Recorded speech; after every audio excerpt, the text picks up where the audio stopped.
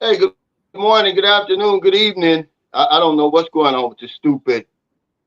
Does everybody see me clearly? Welcome to the live stream. Shout out to the NTZ crew. I know Michael Beach of Life and Jacob Tanjay will be on here. All my fourth quarter members, thank y'all. What's up, Jeffrey Chatham, Michael Alexander? All my old heads. Any new viewers and subscribers, welcome. Anybody catching this on replay? We got a special guest today, Bruce from Bumps and Bruce's Asian Adventures channel. And we're going to talk a little bit about this useless argument comparing the Philippines to Thailand. But before we get started, I just want to say a few things. Let me get my notes. The peso is 58.45, which is good. What's the baht over there, Bruce, right now? Do you know? Uh, it's been going up. I think it's about 35 right now. Oh, okay. I don't know what's going on with this layout, with the way it's with the way it's going. Uh, it usually covers the whole screen, but it's not. But also, one more thing before we get this interview started: TikTok is shutting down in the United States on Sunday. Now, do you use TikTok a lot, Bruce? I don't. My girlfriend does all the I time, don't though. either. I don't get it. Why? Because I can't read all the.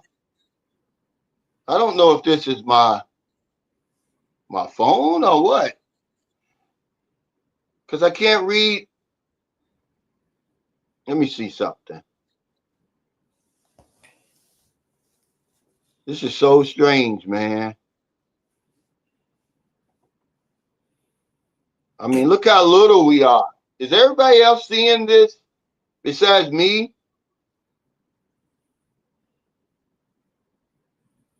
What are you seeing? How big am I on the screen to you, Bruce? I'm not at full screen. Yeah, you're bigger now. Now we're both bigger.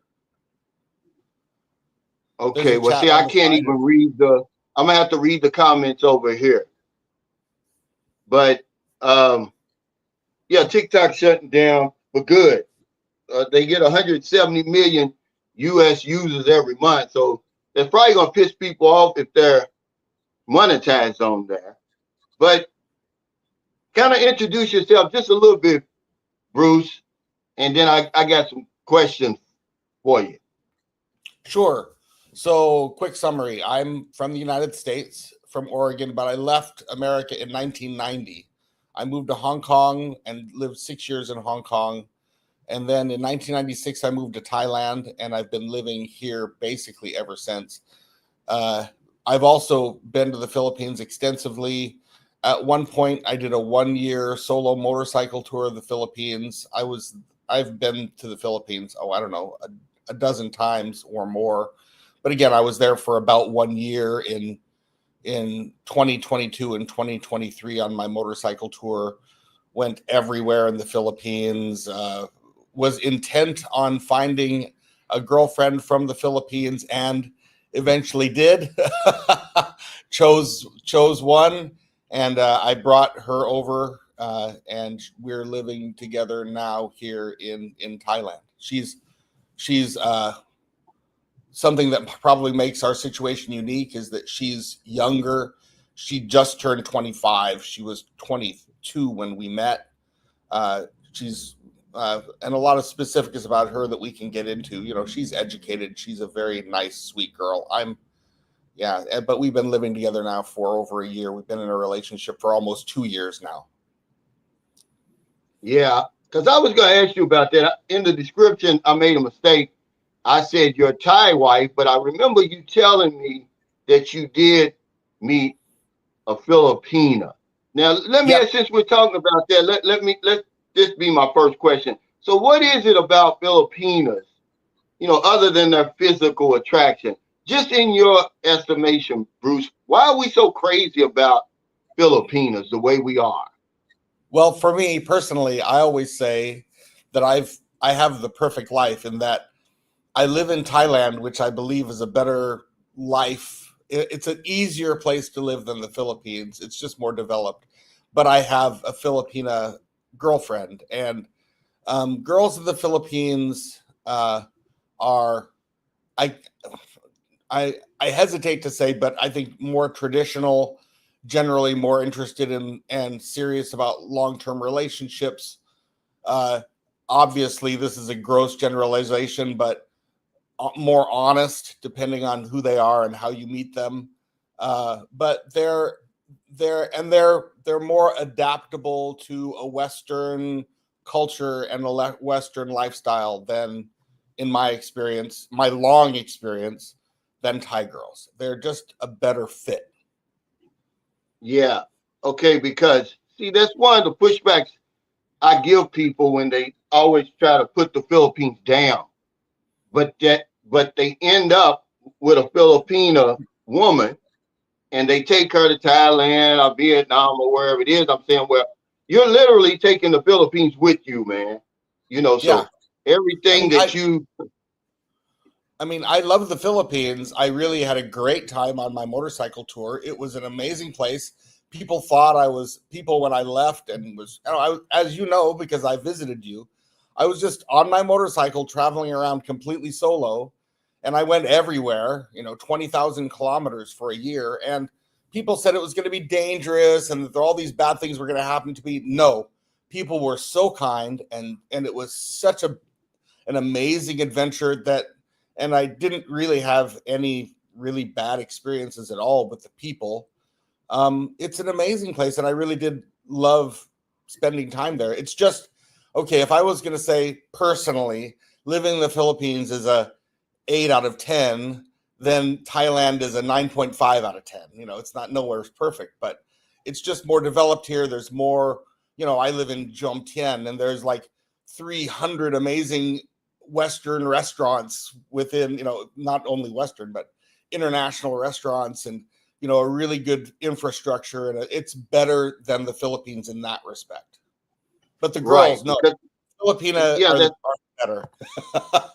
that's kind of strange though because when I interviewed you, and this is one of the reason I had you on here, and I said, well, why do people always compare the Philippines and Thailand? And you said, well, it's a useless argument because we see so little of each country. So there's really no, I guess it's just your opinion and everything like that. But you said that there's only a handful of tourist places that foreigners go to in Thailand. So they really don't know Thailand enough to say, oh, it's better than the Philippines or Singapore. Okay. Yeah. That's, I mean, this is what you said. But now all of a sudden you're saying that Thailand is better than the Philippines. What changed all of a sudden? I think, as you mentioned, people spend a lot more time in the tourist section. So I hear people say things like, "Oh, um, there's no language barrier in Thailand. I go to Pattaya all the time, and people all speak English." Well, I mean, Thailand and the Philippines, there are no comparisons in the ability to speak English. In the Philippines, virtually everyone speaks basic English, and in Thailand, that's just not true. It's just that the Thailand is like 20 years ahead of the Philippines as far as infrastructure, as far as development goes. So it's the Philippines, as you know, it can be pretty rough. It's still kind of a third world country. Thailand isn't. It's more developed. And again, I mean, my I've spent a lot of time in like IT Park in Cebu. Okay, IT Park in Cebu, it's as advanced and developed as anywhere, right? But Right. you go, outside of, and a lot of places in Cebu are beautiful and amazing. They're really nice. Ayala Mall, it's amazing, right? But you can find some really rough places in Cebu, and the infrastructure is not as good. As an example, I would never drive my motorcycle on unknown roads at night in the Philippines, because you have no idea when there's going to be some huge hole in the road. I mean, suddenly you Right. can come up with just a big, construction site that's not marked, and there's a 3-foot hole in the road, and you could literally die because it's just Yeah. not as developed. And so Thailand, and it's obvious if you spend a lot of time in both countries, Thailand is just more developed. And for me, I live in Jomtien, which is right next to Pattaya. And I mean, this place was built for foreigners. It's, like I said, you can go to every kind of restaurant in the world, drive 15 minutes and you're there. And wow, it's a great lifestyle living here. I mean, I've visited you, and your town has a McDonald's and a Jollibee and a few other things, but the Thailand is just more developed. It's more advanced. Right. Now, has Thailand always been that way? I mean, I've lived here for 28 and a half years. And, I used to live in a town called Rayong. And when I first got to Rayong, there was nothing there. There was one McDonald's, and now it's got several big malls, and, it's a lot more advanced. So obviously it's come a long way in the 28 and a half years that I've been here. So maybe, again, you could say that Thailand is just 20 years more developed and more advanced than the Philippines. Right. I think something happened here, because at one time, the Philippines was ahead of all those countries. Sure. Like in the mid 70s, and it seems like it just stopped and started going backwards, where all the other countries like Singapore, they just flew past Malaysia, flew past the Philippines, and they just haven't looked back.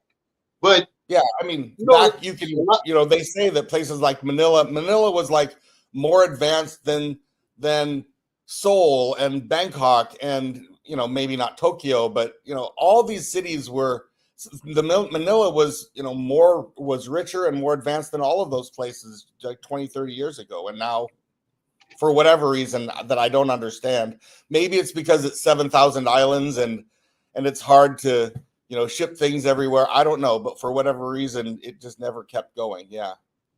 Yeah, I know that when America had a big influence over here, Manila actually was way beyond Tokyo and all those places. Hell, because we set Tokyo back 100 years, and they caught Manila and passed them. But anyway, okay. So what about Thailand? Don't you like? Because I know a lot of people talk about the air quality. They talk about the water quality. They talk about foreigners everywhere, because there's 69 million people in Thailand. But when Thailand's up and running 100%, there's 49 million tourists there. So they're like running over each other. Is there anything about Thailand that you don't like? Well, certainly the language barrier is a big thing. It's still a big thing. Even like I've lived in 4 different places in Thailand. One was a very small town called Panat Nakhon. And, there was nothing going on there. It was a very quiet place. I only lived there for a couple of years with my ex-wife. Then I moved to Rayong, just near Samet Island. And that was a very nice and relaxing place. But I also had 3 young children who are now no longer young. My youngest son is nearly 30 now, but I had 3 young children during those 16 years I was living in Rayong, and it would have been boring as hell. Probably similar to living in San Carlos. Right. If I didn't have 3 young children, right? But I had 3 young children, so they were playing basketball and things like that, and so it kept us, taking care of kids. It's just that just keeps you busy. And then I moved to Bangkok. In Bangkok, I lived there for 9 years, and I thought I was going to hate it. I ended up enjoying it. Bangkok and Manila, you can't compare the 2 cities. Bangkok is pretty clean. I'm not going to say that they're different in safety, because I didn't have any bad experiences, but people say that Manila is kind of a dangerous place at times. Probably is. I don't have any bad things to say about Manila in that regard, but as far as infrastructure and cleanliness and things like that, I mean, you can't compare the two. Okay, Bangkok is literally let me stop you. But let me stop you there. Why compare Thailand to Philippines when they're two different places? It's yeah, like sure. comparing apples to bananas. You would compare Thailand to some place like Singapore or Taiwan or, you know, one of the places that's up on that same level. See, that's the Yeah. reason I brought you on here. I wanted to ask you, why do people why are we so hell bent on comparing Thailand to the Philippines? There is no comparison. Yeah. Thailand is I mean, 20 or 30 years ahead of the Philippines, but we do it anyway. It's like, what's the point?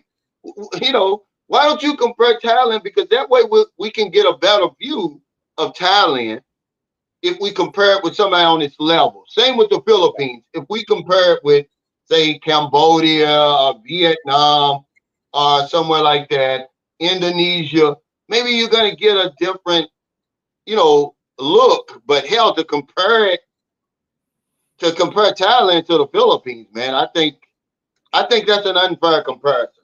That's just in my opinion. I would say the only reason that I compare them is because I have a choice. I can live in either one. I mean, all I have to do if I want to move to the Philippines is buy a ticket and fly there. And Exactly. my girlfriend is from Baler, Aurora, which is a little surfing town about 6 hours northeast of Manila. Beautiful little place, cute little town, and I wouldn't hate living there. But I have my choice between living there or here in Jomtien. No question, I would prefer to live here. And even my girlfriend, we went back. She's been living here for a year, but we Oh, went of back a course. few months Of ago. course. And we went back to Baler, Aurora, and she's like, "I don't even like the food here anymore." Yeah, I figured that was one of my questions. But let me get to this question. W Secret to Success. He says, what type of career did Bruce have to be able to move to Southeast Asia over 30 years ago? What brought you there? Well, most of my adult life, I've been working in higher education, like working with universities and things like that. And so I had a choice where I wanted to live. I was I started out as kind of a Chinese expert. I actually can speak a couple of Chinese languages, and that's why I started in Hong Kong. And so then I visited Thailand for the first time with my ex-wife, who I met in Hong Kong, married in Hong Kong, but she was Thai. And then I came to Thailand. I'm like, wow, Thailand is way nicer to live than Hong Kong. So I came here. Yeah, But yeah, my career, I'm self-employed. I've been self-employed my entire adult life. I work in education, higher education specifically, and I could choose wherever I wanted to live. So yeah. lucky that But way. Rashard, he says much respect to the white gentleman, but the fellas I knew that went to Thai and loved it was more influenced by cats like Richie Mack. This guy was living in Thailand before Richie Mack ever thought about uh, going to Thailand. He probably can tell us stuff about Thailand that Richie Mack don't even know. Richie Mack's a newbie. Most of us are newbies over here compared to Bruce. But tell us something about Thailand that we don't know, because we're all newbies compared to you, man. Hell, you've been there for 30 years, basically in Southeast Asia, I mean, but Thailand over 20. Tell us something about Thailand we don't know. Wow, good question. Uh, if you don't mind, let me compare like Thai women and Filipina. Would that be useful, perhaps? Well, I'm just saying, like, everybody looks at Thailand as this utopia. There's got to be something that from you living there for 20 plus years that you can tell a new man that's not on YouTube and say, hey, man, watch out for this. Did you know this about Thailand? Because we seem to think we're all experts, but we're missing something. But somebody Well, like you who's been there for 20 some odd years, maybe you know more about the bureaucracy, or you know what I'm saying. There's something there that we don't know. I would say generally comparing the two, and uh, Thai people generally look down, deep down inside, way deep down inside. Again, I've been here for almost 29 years. Way deep down inside, they look down on foreigners and they don't like Westerners as well as they like Thai people. Which is kind of generally just the opposite of the Philippines. Like when I was in the Philippines, I always felt like I was almost, I mean, there are, other than Angeles, which we won't talk about, like I always felt like I was like a minor celebrity when I was there. You know, if I was just nice to people, and number one, everyone can speak to you. Everyone in the Philippines likes Westerners. They really like Westerners. And in Thailand, that's just not the case. They, generally speaking, deep down inside, majority of people don't like Westerners. They see us as you know, interlopers, as people who have come to their country and they don't really want us here necessarily. And that goes throughout the government, that goes throughout the individuals. Most, and this is a gross generalization, but generally speaking, we are like invaders that they don't necessarily want, but they tolerate. Yeah, see, this is what I want, Bruce, because you know this is profound what you're saying, because I didn't know that, and I don't think a lot of people know that they're not as welcome there as they seem to think they are. Okay, I mean, you live in Pattaya. Like I basically live in Pattaya. You know, there's the place is half foreigners, right? Right. It depends upon foreigners to exist. It was built. Most people probably know that Pattaya was basically built because there's an Air Force base during the Vietnam War that's not far away called Satahip. And that's why Pattaya was created. You know, there's Air Force base, a lot of military people came here for R&R, and somebody said, hey, let's open up a bar. And then somebody said, let's put some girls in the bar. And then pretty soon, you know, Pattaya became Pattaya. That's why it's here. So, you know, I mean, the place is jam-packed with foreigners, and it depends on foreigners to exist. So Pattaya is in a unique place. But generally speaking, Thai people don't like foreigners in their very core. Like, I've been involved in education for a long time, and like, just one weird example, maybe this is useful. Like, I had some mom come to me once and said, hey, I really want my kids to study English, but I can't tell my husband because he doesn't want them to study English. He doesn't think English is important. He doesn't care about English for my kids. So I just want you to find me a teacher, but it has to be secret, you know, something like that. I mean, you never hear that in the Philippines, ever, right? Yeah, ever. Now, do you think that has to do with colonization? Because the Thai people have never experienced that. Am I correct?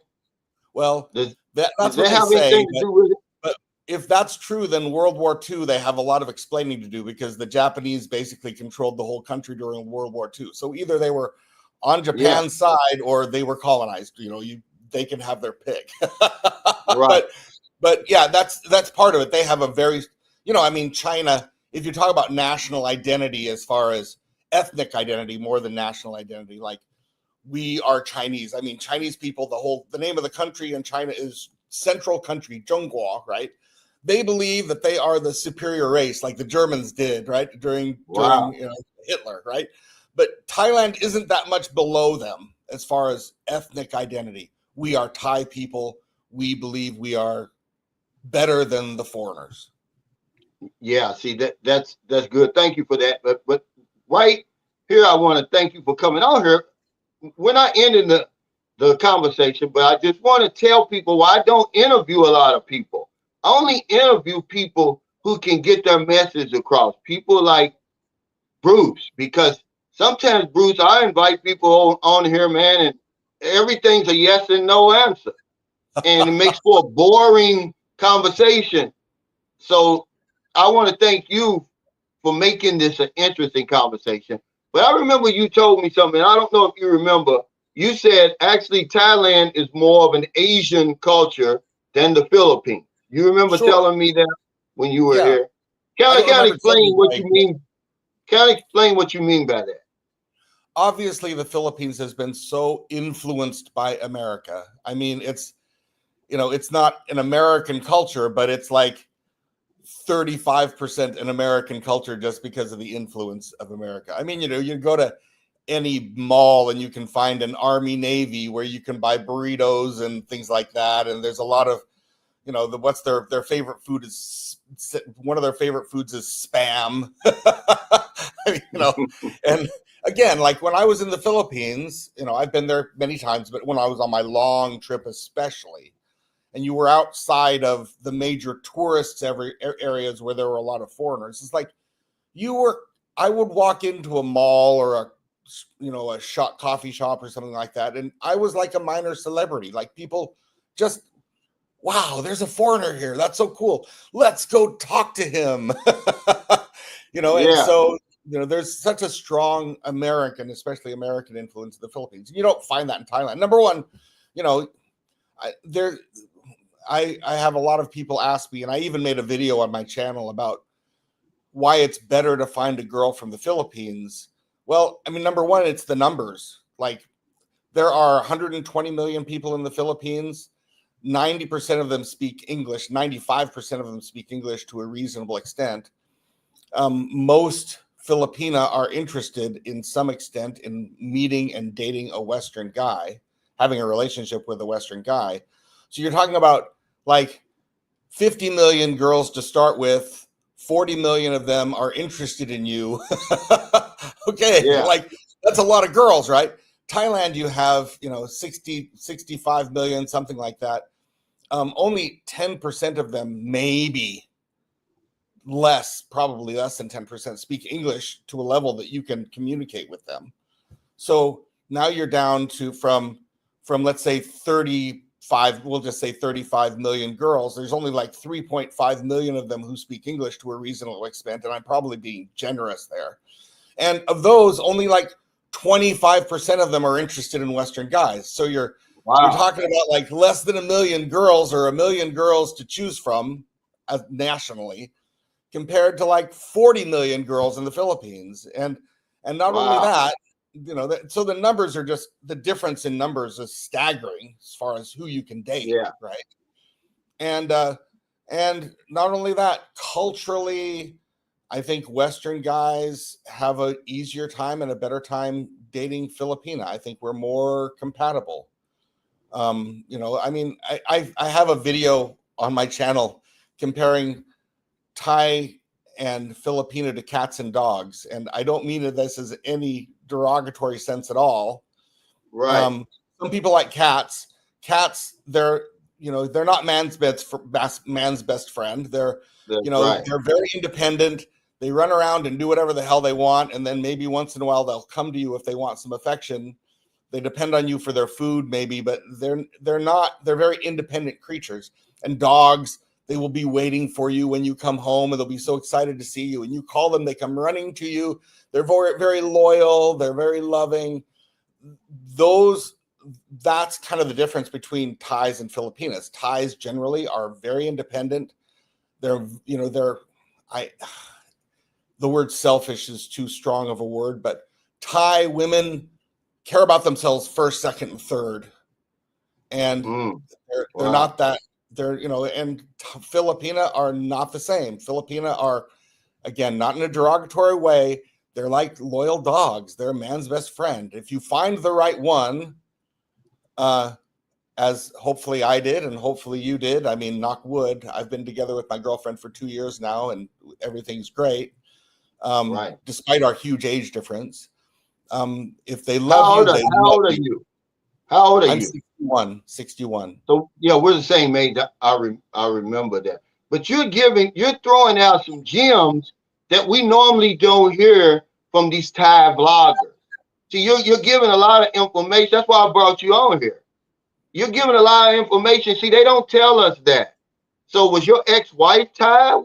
What was your My ex-wife? ex-wife was Thai. Yeah, I met her in Hong Kong. She was working there as a cook, and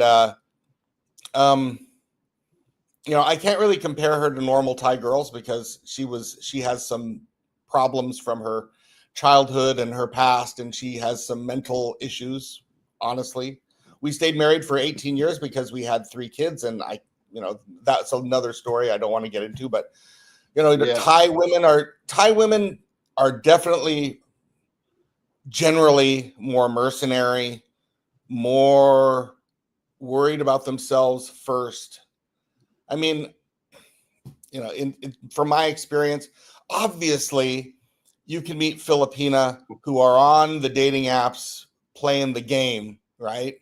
Who are, looking, have 5 different guys on the line and, getting a little money from all of them. And, oh, I love you so much to all of them, And I understand that because guys online are probably twice as bad. But if you can find the good Filipina, the right Filipina, she will really love you and be very devoted to you. And that's why I wanted to find a girlfriend from the Philippines, and that's one of the motivations for my big motorcycle trip.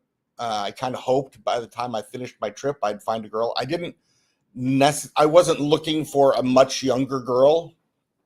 I don't care that much about age.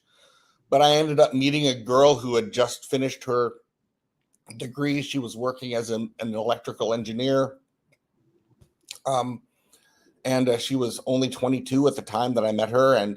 But we clicked, and we started a relationship, built upon it. And then, about just over a year ago, I invited her to come stay with me in Thailand. And, we've been living together now for over a year. The rest is history.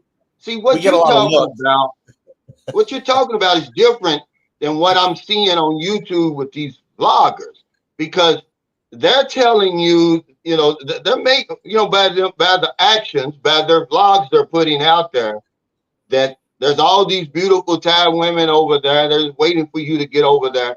And they got these women, and they're taking them all around the country, all around the world with them, as if they're really interested in foreigners. But actually, a lot of these women are working girls.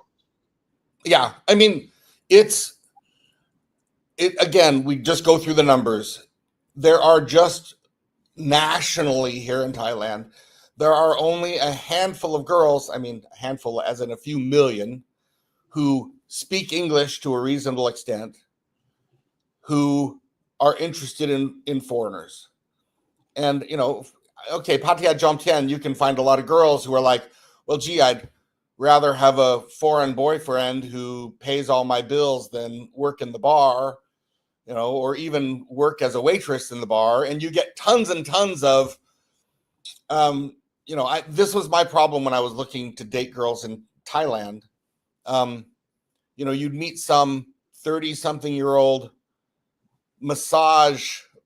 She would Thai massage masseuse, right? Okay, when that means that in her 20s she wasn't just a masseuse. It's just now she's having trouble finding enough money, and so she's looking for a boyfriend, and she doesn't have any decent education. If you meet a girl in Thailand who speaks English really well, you almost have to question her background. Wow. See, this is a game changer. I want my viewers to listen to what he's saying. See, this is, I think when people compare Thailand and Philippines, I mean, just the layman like us, I think they're comparing the women. And the Filipino women have it 100% over Thai women. But guys, if you want that infrastructure and all that, but if you're lonely, you better come and get a woman from here and take her with you to Thailand. Because nobody's waiting for you in Thailand. Okay, they really don't want us over there. If we didn't have money, it's worse there than it is here, right? 10 times. Yeah. I mean, there are so many nice, I've been to, having traveled the entire length and breadth of the Philippines and been to like the biggest cities and some of the smallest towns, there are so many real girls in the Philippines, women, who are looking for a Western guy. I mean, you see the YouTube videos where they randomly talk to girls in Ayala Mall, right? And they ask all kinds of local Filipina, would you rather have a local guy or a Western guy? And it's like 90% of girls in the Philippines would prefer to have a foreigner in their relationship. Would you say that's true from what you've seen? Well, not that high, Okay. because we got a bad reputation over here. This is Well, my yeah, opinion, because it just depends on where the deservedly. woman, what her background is, Bruce. If she comes from a good family where she doesn't need a foreigner, see, we don't know who those girls are they're interviewing. They That's could be true. from the dating site. See, the women on the dating site, yeah, they want a Westerner. But say, for instance, my daughter's 19, very attractive, very intelligent. She wouldn't give a foreigner a time of day because she doesn't need a foreigner. You Yeah. understand? So that's why I would say it's not that high. They would, just like Thai women, they would probably rather have a Filipino man. But yeah, your pool is so much larger But over here. But let me get I would Hiker. still say, if I can push back a little bit on that, I would still say that from, at least from my experience, and I met a lot of girls just randomly, and I didn't stick to the dating sites. I would just talk to people that I saw in malls. When you're traveling Right. alone, you'd be pretty lonely and bored if you didn't randomly just talk to people. I got to be ridiculously outgoing during my trip, and I would just talk to almost anybody. And um, from my experience, it's a pretty large percentage of girls, normal girls, who, if you Right. say everything being equal, would you rather have a nice, I would say responsible 60%. foreign guy? Yeah, I would 60% say is probably 60% because 60% are the masses. Those are the ones who are earning $3 to $5 a day or something like that. Now, we're agreeing though. We're agreeing. We are the diamond. We're the prize. We're the catch.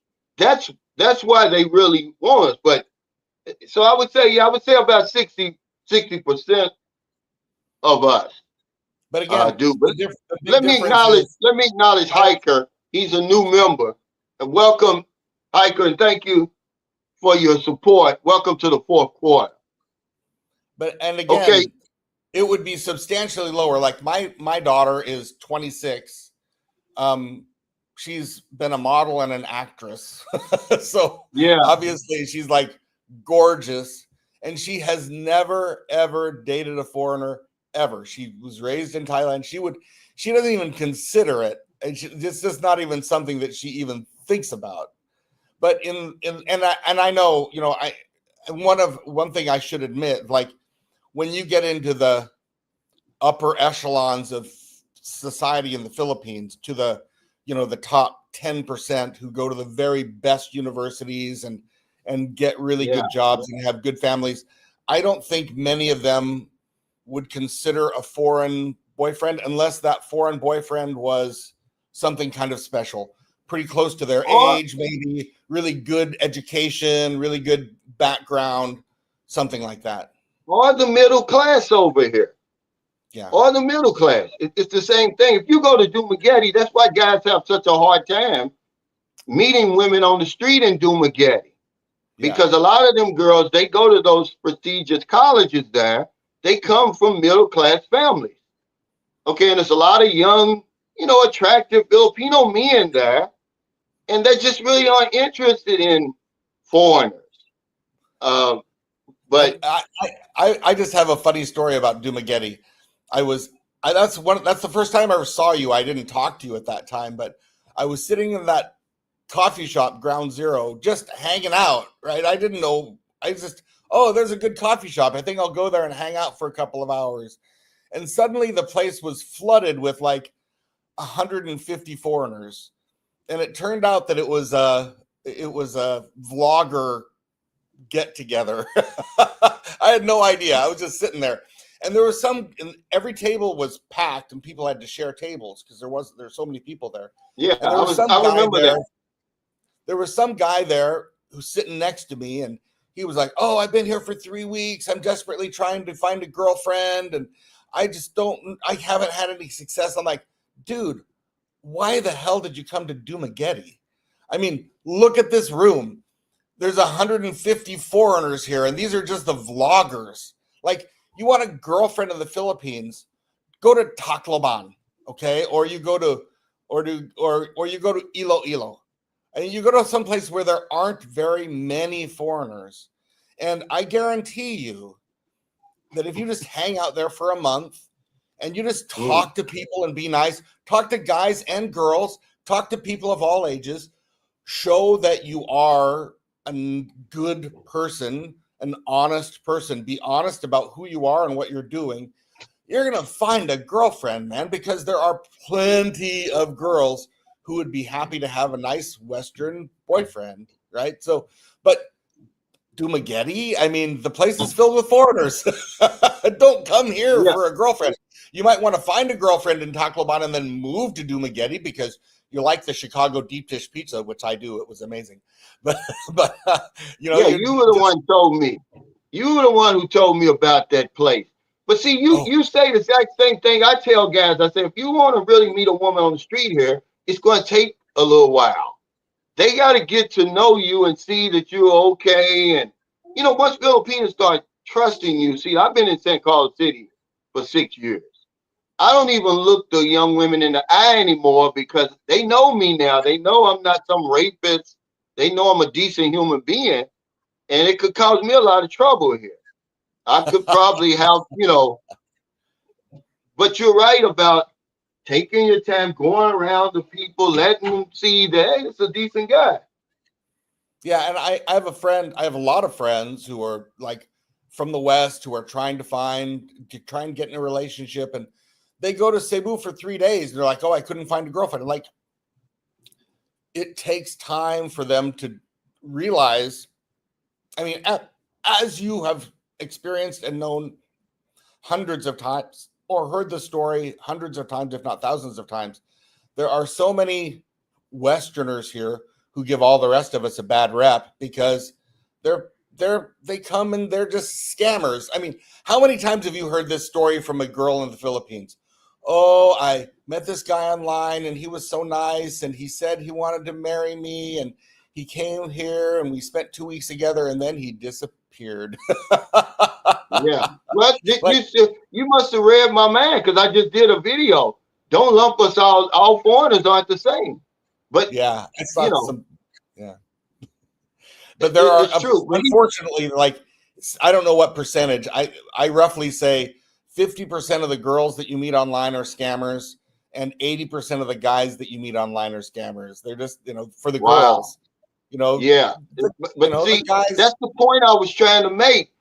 You know, we got all these advocates for men over here, Bruce, and telling us what to look out for, and she's a scammer, and you know, they're advocating on our behalf. Even the Filipino vloggers are advocating on our behalf. But there's nobody advocating for the women who go online. They don't know what to look for. They don't know when a foreigner scamming them. See, man, I just made the video. Was it yesterday or the day before?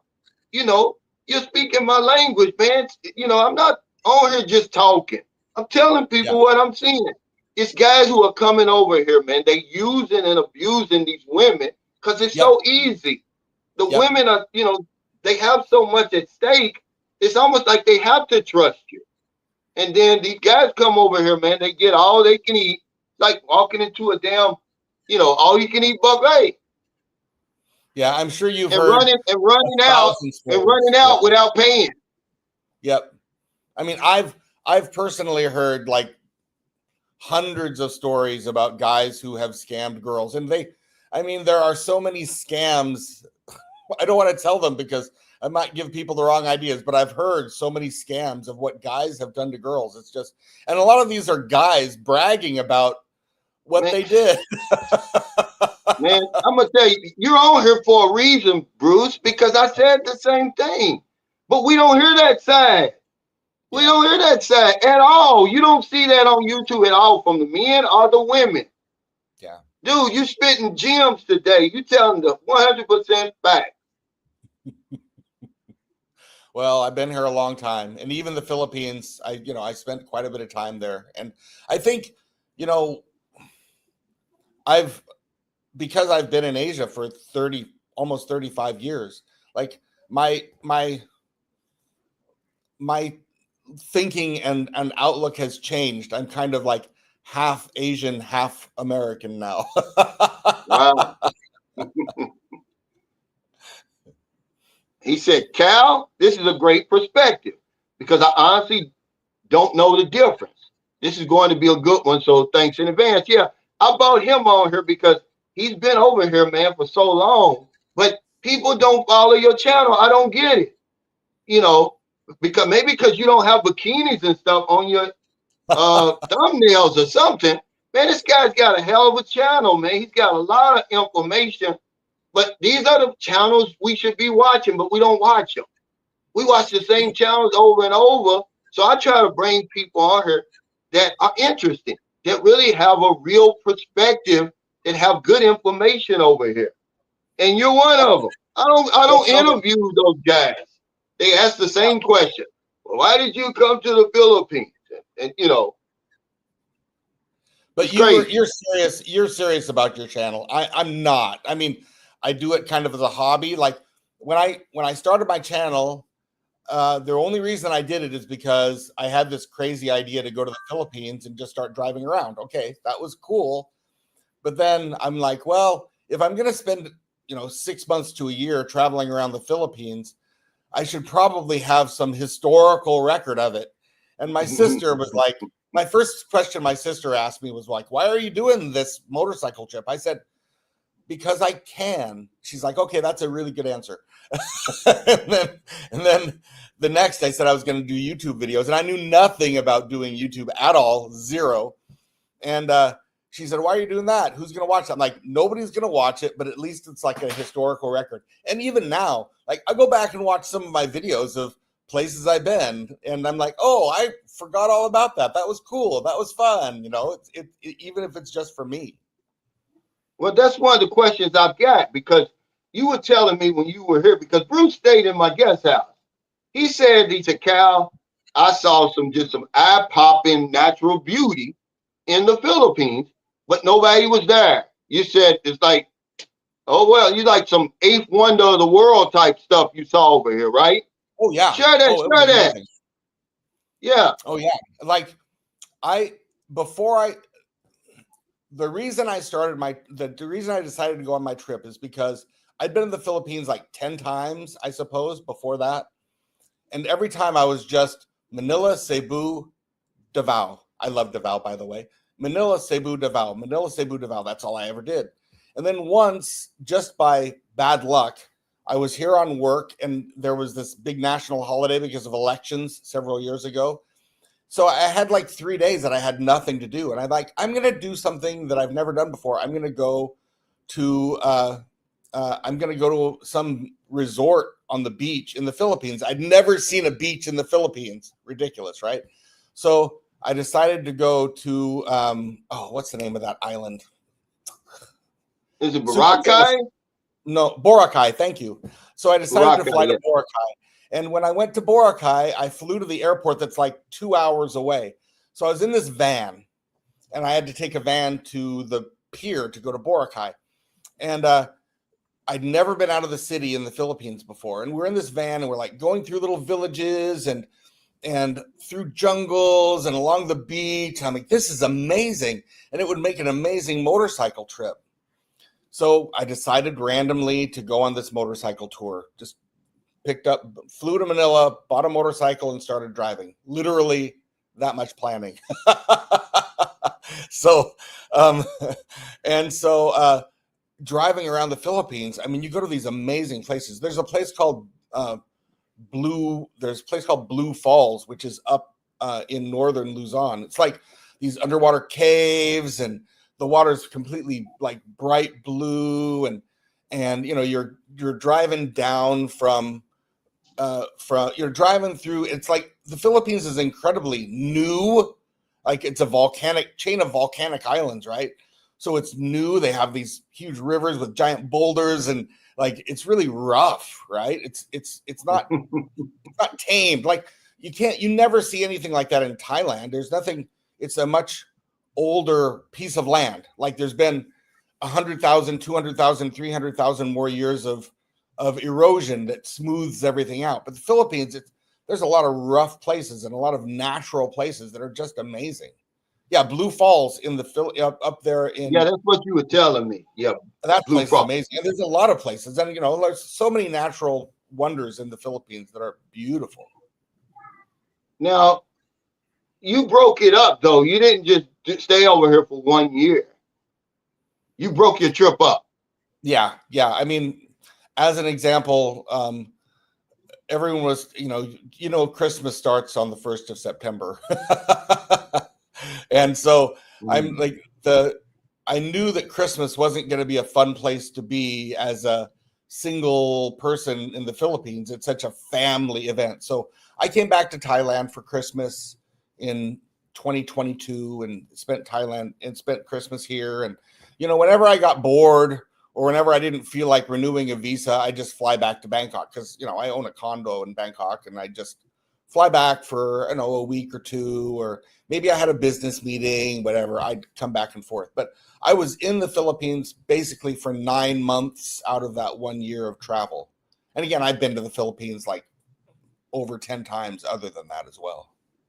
Yeah, I know when you were here, that's when you were about ready to go back home. I think it was July or something. I can't remember exactly when that was, but you said, yeah, I'm going. You went from here to, I think you went to Ilo. Did you go to Bacala, then Ilo, then down to Cataclan or somewhere? From you, I'd already been to Dumaguete, drove around Negros, went to Ilo, drove around that island. I don't remember the name of the island that Ilo was on. Seems like nobody knows the name. Panay. Okay, yeah, you're right. And then I drove across Negros to San Carlos, and then I took the ferry back to Cebu. I don't remember what I did after that, but I used Cebu when I was in Visayas, which is, so many islands. I didn't visit them all. There's 7,000 some islands in the Philippines, but I went to all the major islands in Visayas, and I used Cebu as kind of my home base in my Visayas tour. And eventually I drove down Leyte and then took a ferry from southern Leyte over to Mindanao and then drove around Mindanao. Not everywhere in Mindanao. I skipped the really dangerous parts of Mindanao. So, Well, I don't blame you. Tom Cook's got a question talking about the age gap, but it kind of goes into that question I asked you about what is it about Filipinas other than their physical attraction, because there's obviously a 35-year age gap between you and your girlfriend. What is it about Filipinos that seems like they're able to transcend the age gap? It's like you and your girlfriend get along, but you're from two different cultures, two different generations. It's a talent that they have. Am I lying? Am I right? I mean, generally speaking, I wasn't looking for a really young girl. I didn't care because after I got divorced, I had 3 girlfriends in Thailand. 2 of them were in their late 30s, and one of them was much younger when I met her, a long time ago now. She was 18. And every relationship depends on the relationship. It doesn't depend on the age, right? I mean, in the end, from my personal experience, what matters is how well you're willing to work together and how well you're willing to adapt to each other. And in Thailand, generally speaking, girls are not that interested in guys who are, if they're younger, if they're in their 20s, they don't want to date a guy who's over 40. They'll just flat out tell you that all the time. Like when I was in my early and mid 50s and I'd be on the dating apps in Thailand and I talked to some girl who was like 25. She'd be like, I don't date guys who are over 40. Forget it. Wow. That's generally true.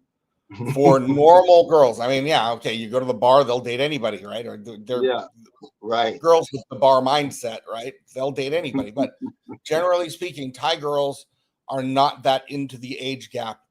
Like Philippines, Wow. literally, they will say age is just a number. They don't care that much, right? Most Right. girls in the Philippines will just say age is a number. If you're a good guy, I can like you and we can be in a relationship. It doesn't matter that much if we have a big age difference. For me personally, I would say, no, my sister asked me this too. She's like, how can you date a girl who's so much younger than you? And like, okay, it's true that my sister married her high school sweetheart. They went to high school together. They grew up watching Gilligan's Island and The Courtship of Eddie's Father and The $6 Million Man. And yeah, Right. okay, Right. that was their life growing up because they had the same life growing up. When you're from the Philippines, when the girls from the Philippines or Thailand and the guys from the United States, your background is different regardless of age, right? Like, it's really been fun for me. This might sound strange, but my girlfriend grew up with with a TV with one channel. She never had internet until after we met, and so like we spend all kinds of time watching movies that she has never ever seen before. We watched Pulp Fiction the other day. She had no idea what Pulp Fiction was. We watched Monty Python and the Holy Grail. Like, she thought it was weird, but she enjoyed it. I mean, it's kind of fun for me to share those things with her that she's never experienced before.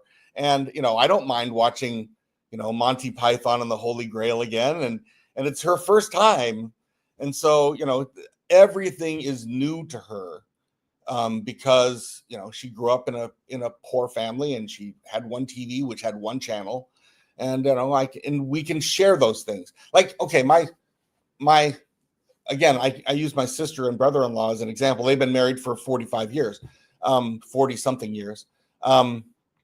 They my brother-in-law likes driving Harleys, and they live in America, and so she adapted to him, and now they're both Harley drivers, right? My sister loves Oregon Ducks football. Go Ducks, by the way. They lost, but okay, go Ducks. Yeah. Yeah. They And lost. my brother-in-law, he's an Oregon State Beaver. He literally hates Oregon, but he goes to games with her because they're in a relationship. And that's what relationships are about, right? Building things together. Like, you don't meet somebody, no matter who they are, and suddenly just have lots and lots of things in common with them. So sometimes you do, maybe, but if you want Yeah. that You got to build that. You got to build that. So I just said that on my video. Age isn't that important, right? I mean, if you have somebody who's like, my girlfriend is so ridiculously honest. She's always, every time she has her phone and she changes her password, she tells me her password. Oh, I made this password so you could remember it easily. So you ever want to look at my phone, you can look at my phone. Like, I don't want to look at your phone, honestly. But I mean, my girlfriend is so honest, and so, she would never, knock wood again, Yeah. but she's But see, just somebody I can trust. everything that you're talking about, how it's fun, how it's fresh, how it's new to her. This is the reason why I tell guys when they come over here, don't deal with a Filipino who's already dealt with a foreigner before. I agree. You're not gonna 100%. have that freshness, that newness. It's not gonna be fun if you take her to see Pulp Fiction and she's telling you line by line what the people are gonna say. You don't want that. You take her to Baraka and I've been here before. Oh, we Yeah. stayed in a better place than you stayed in last time. You missed the whole point of coming over here. Yeah. See, this is why I say it. That's why you want to don't go fool to. with these women. I don't care what they look like. I don't care how nice of a character they have. Man, you're missing out on a lot of fun when you deal with a woman like that. That's And already been around the block a few times.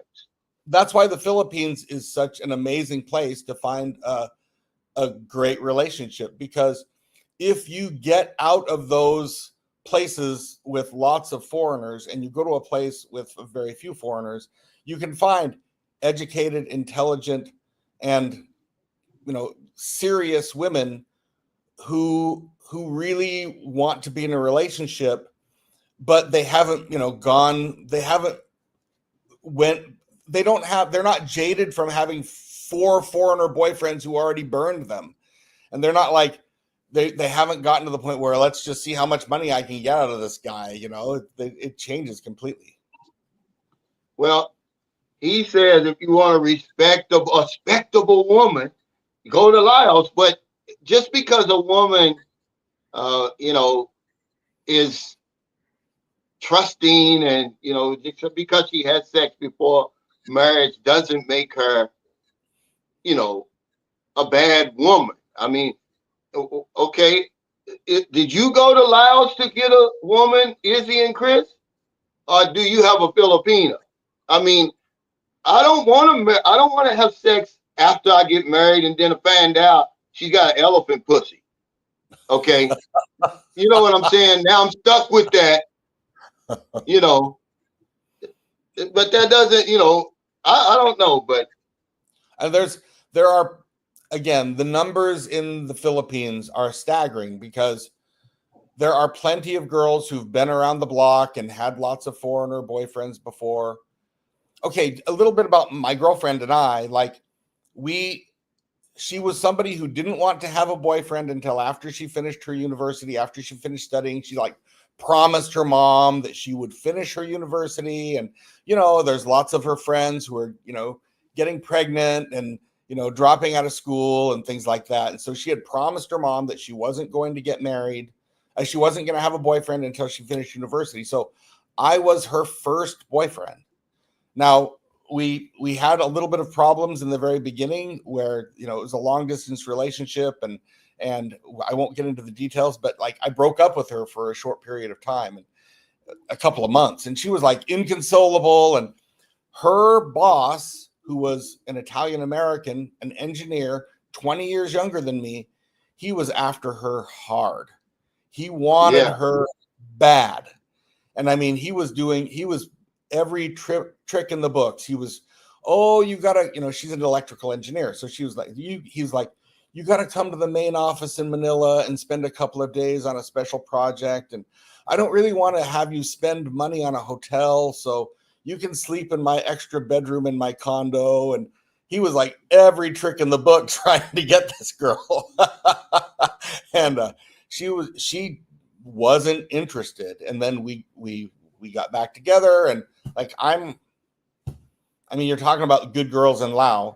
I mean, there are plenty of good girls in the Philippines, and because of how many there are and because of the language or lack of language barrier, you can find really good girls in the Philippines. But, don't play them. Be honest with them. Let me read this comment right here, because this is what I'm up against every single day. This is why you can't help men. And he said, most countries are less tolerant outside of tourism facts. Now, bring a guy on W Secrets of Success. See, just because we don't tell them what they want to hear, they push back. He has 29 years in Thailand. He's telling you that these people only tolerate us. It's not as welcoming there as what it appears to be. And you're saying, it's like that everywhere. No, it's not. It's not like that everywhere. You've been to Thailand for 2 weeks. For 1 month. He's been there for 29 years. And because what he's saying doesn't fit your narrative, you want to push back. I'm not mad at you, but I'm just saying this is what I deal with, Bruce, every single day. You can't help me in. All the information out there, we're only going to hear what we want to hear. So then when we fall on our face, it comes back to the vlogger. You're not telling us the truth. The man's got 29 years. Now, who do you think I'm going to listen to? Him or you? With 1 month, you got 29 days, rather. He's got 29 years. I think he knows a little bit more about the culture, man. He's just trying to help you. Okay? It's not the same. He's been to the Philippines, man. He lived in Thailand. He said it's a difference. I Yeah, didn't definitely. say it I because mean, I've only been in Thailand for 5 days. one But of the this things is about what, yeah. one of the Go things ahead, about Bruce. my trip, one of the things about my trip is that part of my trip was, I was riding a motorcycle, so I had to take ferries, right? I mean, you have to take ferries. So, you get on this ferry in southern Luzon and you go to Masbate and then another ferry to Cebu. You're on that ferry for like 12 hours, right? So you're like trapped with these 300 people for 12 hours. You can make so many friends on that ferry in the Philippines because I think maybe that's one of the things that you need to do if you're a foreigner and you're looking to find a nice girl. Make friends with everyone, guys, girls, older people, younger people, because if these people see that you're a nice guy, they'll start going, oh, well, I've got a niece who's single, blah blah blah. But everyone in the Philippines is, generally speaking, very friendly, very open to talking to foreigners, and they're very happy. Again, I always felt like I was some like minor celebrity when I was there, even though I'm not a Yeah, big vlogger. Nobody knows who I am, right? But everyone was like, right. not generally speaking, people were excited and interested in talking to me if I left the main tourist areas, if I was in places that there weren't many foreigners. And when I was on those ferries, I was always the only foreigner. Always. Now let me address this comment. He said, Cal, the guys and girls are both using and abusing each other. Okay, yeah, you're gonna have stories on both sides, Kevin. But if you think that a woman in the province here, you're living in I'm talking about the Philippines where only 45% of Filipino adults have access to the internet, man. And it's even less when you go into the province. If you think these women are more informed about what's going on in this dating arena as you, I can't help you. You're wrong, man. You're just wrong. There's innocent women over here, man, and I would say there's more horror stories on the woman's side than the man's side. It's not equal, man. But that's your perspective. I respect you, but I live here. It's only 45%. It's not what you're seeing. You think everybody has access to the internet. Just like Bruce said, it's some rough spots over here, man. You wouldn't even believe it how almost primitive it is. So if you think that a lot of these women over here are up on the game the way you are, man, you're fooling yourself. It's not true. It's not And true, man. It's easy. There's a reason they jump into bed with you the way that they do. They're not trying to use you.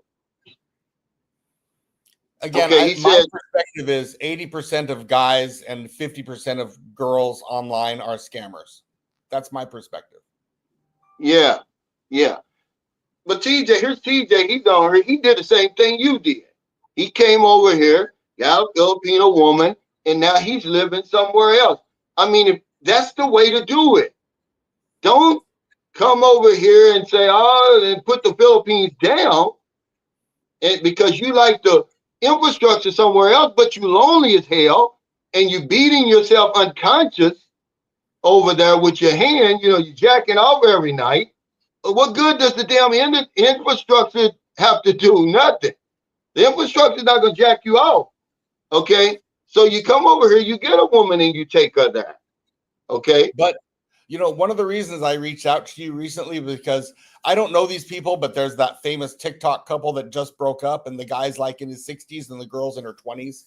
I mean, that started popping up on my feed for whatever reason, and people When did were, they break up? oh, I don't know, like 2 weeks ago or something like that. And they're like, Are the you girl, kidding me? like, you've been. They're like, the videos I saw was him saying she was here exactly 2 years, long enough to get a green card. As soon as she was here 2 years, she broke up. Oh, that. Oh, okay, that one. Okay, yeah. No, I don't know them. Okay, I I thought you. never knew Yeah. anything about them, but that's one of the reasons I thought you might be interested in talking to my girlfriend and I. But I want to say this, like, and I'll give you a very specific example. The idea of Americanization is real, right? It's real. Like, I have a good friend who I know in Thailand. He's an American guy. He married a very respectable Thai woman. She had her master's degree. They were married for 15 or 16 years. They were married long enough so that his son was like 15 years old. And it turned out that he was like a basketball prodigy. Despite the fact that he was half Thai and half American, he was a really good basketball player, like good enough to be on the Thai national team, which isn't very good, by the way, but, very good basketball player. Yeah. So he and his wife decided to move back to the United States. They always lived in Thailand. Okay. Again, long-term relationship, educated woman with, working and very stable relationship. They moved to America. Well, when they moved to America, he was like a 40-something-year-old white guy who was a teacher. His job prospects weren't terribly good, so he didn't get a very good job, I don't think. But anyway, his son ended up being a very good basketball player, played on one of the best high school teams in America, ended up, because he's not very big, half Thai, he ended up playing like junior college basketball. He was a very good basketball player, okay? His wife got a job because she had her master's degree at some NGO women's organization. And 2 years later, she just dumped him. Long-term, good relationship, but she's in America listening to all these American women. Oh, why are you putting up with this patriarchy, blah, blah, blah, blah, blah, blah, blah. And 2 years later, he's like, my wife just left me, after 17, 18 years 15 of which were very good living in Thailand. They never had any issues. And then boom, 2 years in America and her whole attitude changed. And, well, what's the name of your channel, Bruce? Did I get it right? He said, what's the name of your channel? Bumps and Bruce's, like my name, Bumps and Bruce's Asian Adventures. Okay, I got it right then. Well, okay, when you were talking about how the Thai people, they don't really warm up to us, they tolerate us. Maybe that has a lot to do with these horror stories I hear about these security men beating up these drunk foreigners in Pattaya, and things like that. And, and they getting some bad jail time and all that over there, because you hardly hear about that over here in the Philippines. It's almost like they roll out the red carpet for you. It's almost like you can't do anything wrong. You really have to go out of your way to get in trouble over here. But over there, man, they going upside your head over there. Some of the horror stories that happened. That's very true. Very true. And like sometimes, if you're in Pattaya and some foreigner, like something happens to a foreigner, like they have a seizure in the middle of the road and you call somebody, they're like, oh, it's just some stupid drunk foreigner. We don't even care.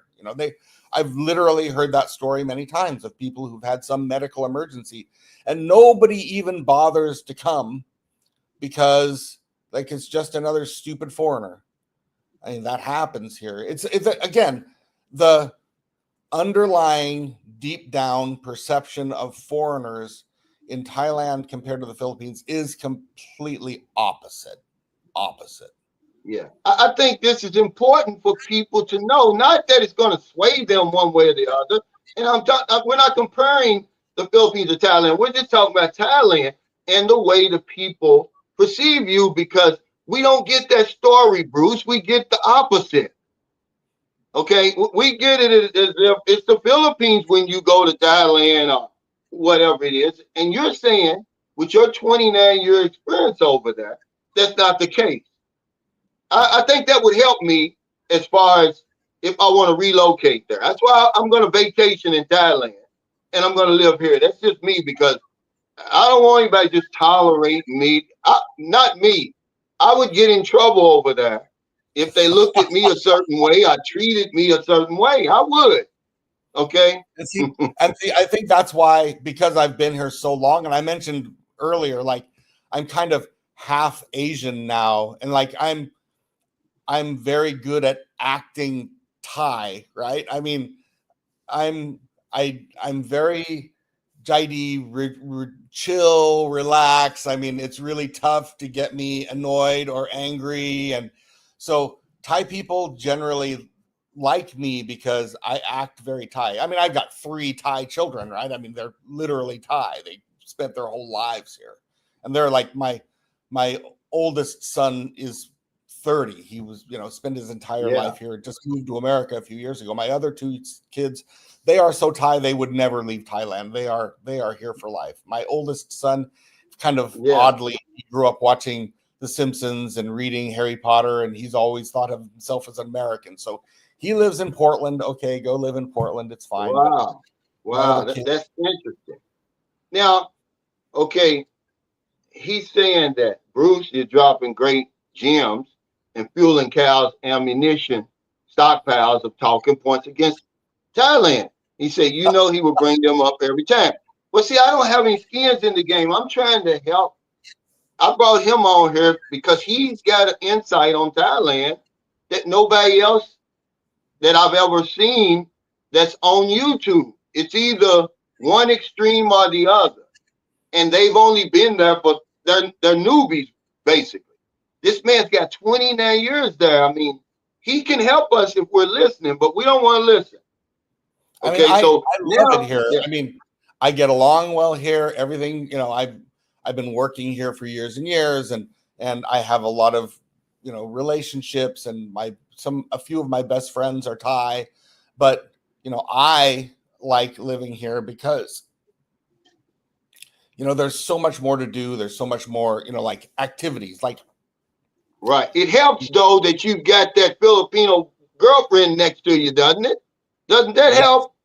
That's why I have the perfect world. Like, I live in Jomtien. I have so much to do. I have so many restaurants to go to. I have so many, and like we almost like 3 nights a week, we go out to bars in around Pattaya, Jomtien, and listen to all of our Filipino friends who are performers.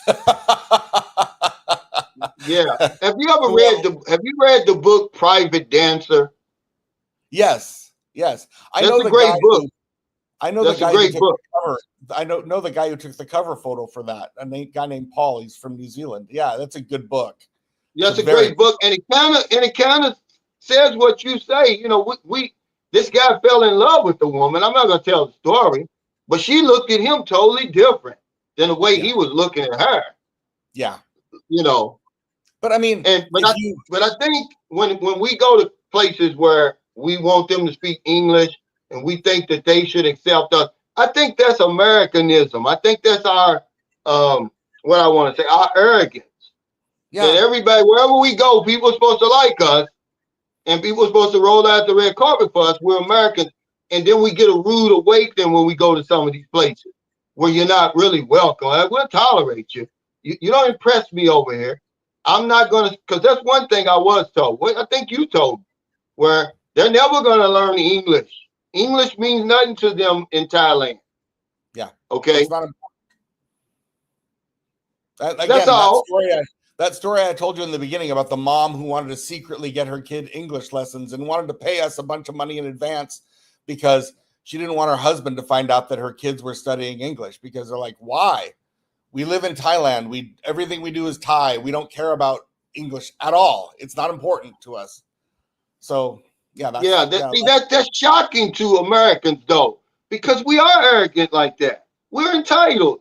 But when you say people, when you're over there, you're stewing and all that, you can't see it. But it's true. We're soft and we think that the world's supposed to bend to us. Yeah. And when it doesn't, man, we don't know what to do. But Frank said maybe it's because they see and have so many foreigners. That's true, because we're causing a lot of trouble over there. They don't like us for a reason. And it's like, when I look at people who come to both Thailand and the Philippines, they generally stay in the same places, in the places where there are other foreigners that are kind of more developed, and they're more, and so they get a warped perspective of what things are like. I mean, like, I've seen YouTubers in Thailand say, I live in Thailand and there's no problem in English. Yeah, because you live in Pattaya. Well, of course, there's no problem with English in Pattaya. because everywhere you go, they speak English because, all the coffee shops have foreigners, all the restaurants have foreigners, all the bars have foreigners. Yeah, but when you get out of those places and you see the smaller cities and the smaller towns, things are so much different. And that's true both in the Philippines and in Thailand. Like if you spend all of your time in just like Dumaguete and Cebu and hanging around Ayala Mall or places like that, your perspective of what the Philippines is like is completely warped because you're looking at 1% of the country, right? When you go to someplace else, almost almost anywhere else where there aren't that many foreigners, the perspective of the people is so different. But would you suggest to a new man coming to Thailand that he move to Bangkok or Pattaya or Jamteen where you are? Because it would make his adjustment, his transition smoother, wouldn't it? He Sure. wouldn't want to move. Yeah. You live in Burilam. I mean, okay. Right. You live in like the city of Burilam. It's a nice little town, but you are probably going to be pretty bored because very few people, if you go, like I'm in education, I've visited hundreds of high schools in Thailand. You go to outside of Bangkok, you go to some high school in kind of in a smaller city or in the middle of nowhere, and you go to their English department in that high school, and there's probably 8 or 9 English teachers who work there. If you're lucky, one of them can have a conversation with you in English. And that's a high school English teacher in Thailand.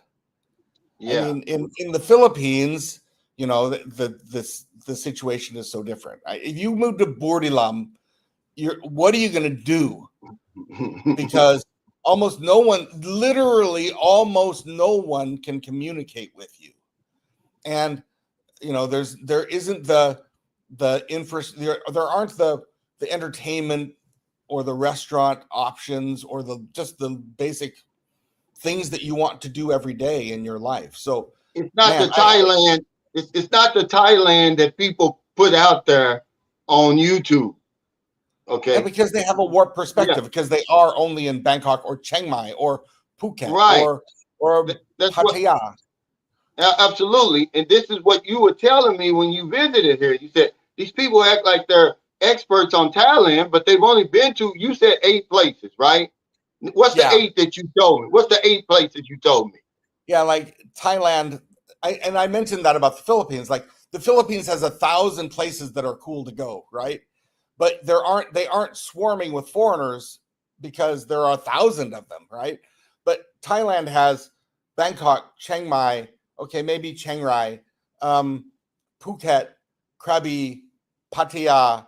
That's about it. That's where all the foreigners go and hang out. Okay, Samui, Koh Phangan for the full moon thing, but there aren't that many people. Normal tourists don't go to Surin or Korat. Yeah, and it's the same with Philippines, right? I mean, the Philippines, when I traveled all over the Philippines, everywhere had a few foreigners because no matter where you were, no matter what smaller city you went to, there was a handful of guys who met some girl and married them and lived there. And you can have a normal, if you're okay with kind of boring and not a lot going on, you can have a normal life there because no matter where you go, you can talk to people and have a reasonable, you can have some social. But people don't seem to think that matters. They don't seem to think that matters when they're pushing back about how great that place is. And I'm saying, well, hell, you can come to the Philippines and stay in Manila, Cebu, the expat alley. It's the same thing that you're talking about in Thailand. You don't even go outside those tourist areas, so you really haven't seen Thailand. Because I'm sure there's poverty in Thailand, right? It's nowhere near the Philippines. It's right, but there's poverty because the GDP is nothing like Singapore or Japan or Taiwan. But I'm saying it's nothing like, well, hell, poverty is, there's nowhere like the Philippines, really, unless you go to Haiti or. Yeah. Yeah, but I had a lady over here. It's a friend of mine. It's his mother. She's in her 80s. She had a whole conversation about poverty because she's a humanitarian. She goes around the world helping disadvantaged children. And she said the poverty is worse in the Philippines than anywhere else in the world. And she It's was bad. telling me why. Because there's no wars going on where the supply lines are cut off. It's basically, greed and different things, corruption and all that she was saying. So yeah, there's not many places like this. But let me say this: Harry Shoulder said, "Remember, it's the kingdom of Thailand." Does that have an effect on your life by being a kingdom? Does it? Personally, no. Like, okay, like one of my pet peeves. One of my pet peeves is being a foreigner who's been living in, Thailand and traveling around Asia for a long time are other foreigners who like to pontificate and give me their strong opinions about America. And, obviously we just had an election, right? And I get all kinds, you get all these people from Germany or UK or blah, blah, blah, America, blah, blah, blah. I hate that. Anyway, it's one of my pet peeves. But one of the things that I try to follow because of that's my pet peeve is like I stay out of politics. And again, I've lived here for almost 29 years. I have 3 children who are Thai. I could have a lot of opinions about Thai politics. I stay out of it 100%. I just say, this ain't my country. This ain't my business. Even though I live here, I'm just a guest. And I'm not going to give you my opinion on the monarchy or Thaksin I've been through I've seen a lot of crazy governmental changes here. I've seen yellow shirt protests and red shirt protests. I've seen like hundreds of thousands of people marching on the streets and burning down malls. And I'm like, wow. Even if I have an opinion, the politics here can be pretty volatile, right? I mean, during the early 2000s and around that time, around 2010, there were major protests going on and crazy, and there have been military coups and all kinds of things. It doesn't affect me at all, and I just stay out of it. Let me ask you this. Why doesn't anybody talk about the insurrection that's going on in the south of Thailand, just like it's going on in the south of the Philippines? You very seldom hear anybody talking about that. Is that something that a tourist should be worried about? Or why don't people talk about that?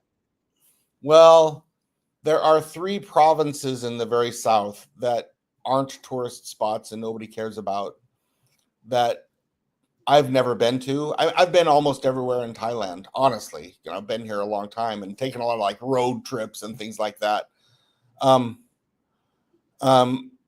It's I've never been down there, but there's a lot of questions about how much of that is actual insurrectionist activity, how much of that is so that I probably get myself in trouble, but how much of that is the military just trying to have martial law so they can control the oil fields that are offshore? I don't know. All I know is that, I know that there is that one area in like central Western Mindanao that people are like, do not go there. There were literally ISIS. There was a war. What's the name of that Marawi. city? Marawi. Yeah. Like you don't go there. Yeah. Like don't go there. Yeah. I've never heard of anything similar to that in Thailand. There have been like murders and individual, like some teacher was killed. That occasionally happens down there in those 3 provinces, but it's not nothing that affects us here. TJ's asking, have you been to San Carlos? You have. He has, TJ, and he was saying because he's been to, what's that called? What's that saying, Bruce? Yeah. Yeah.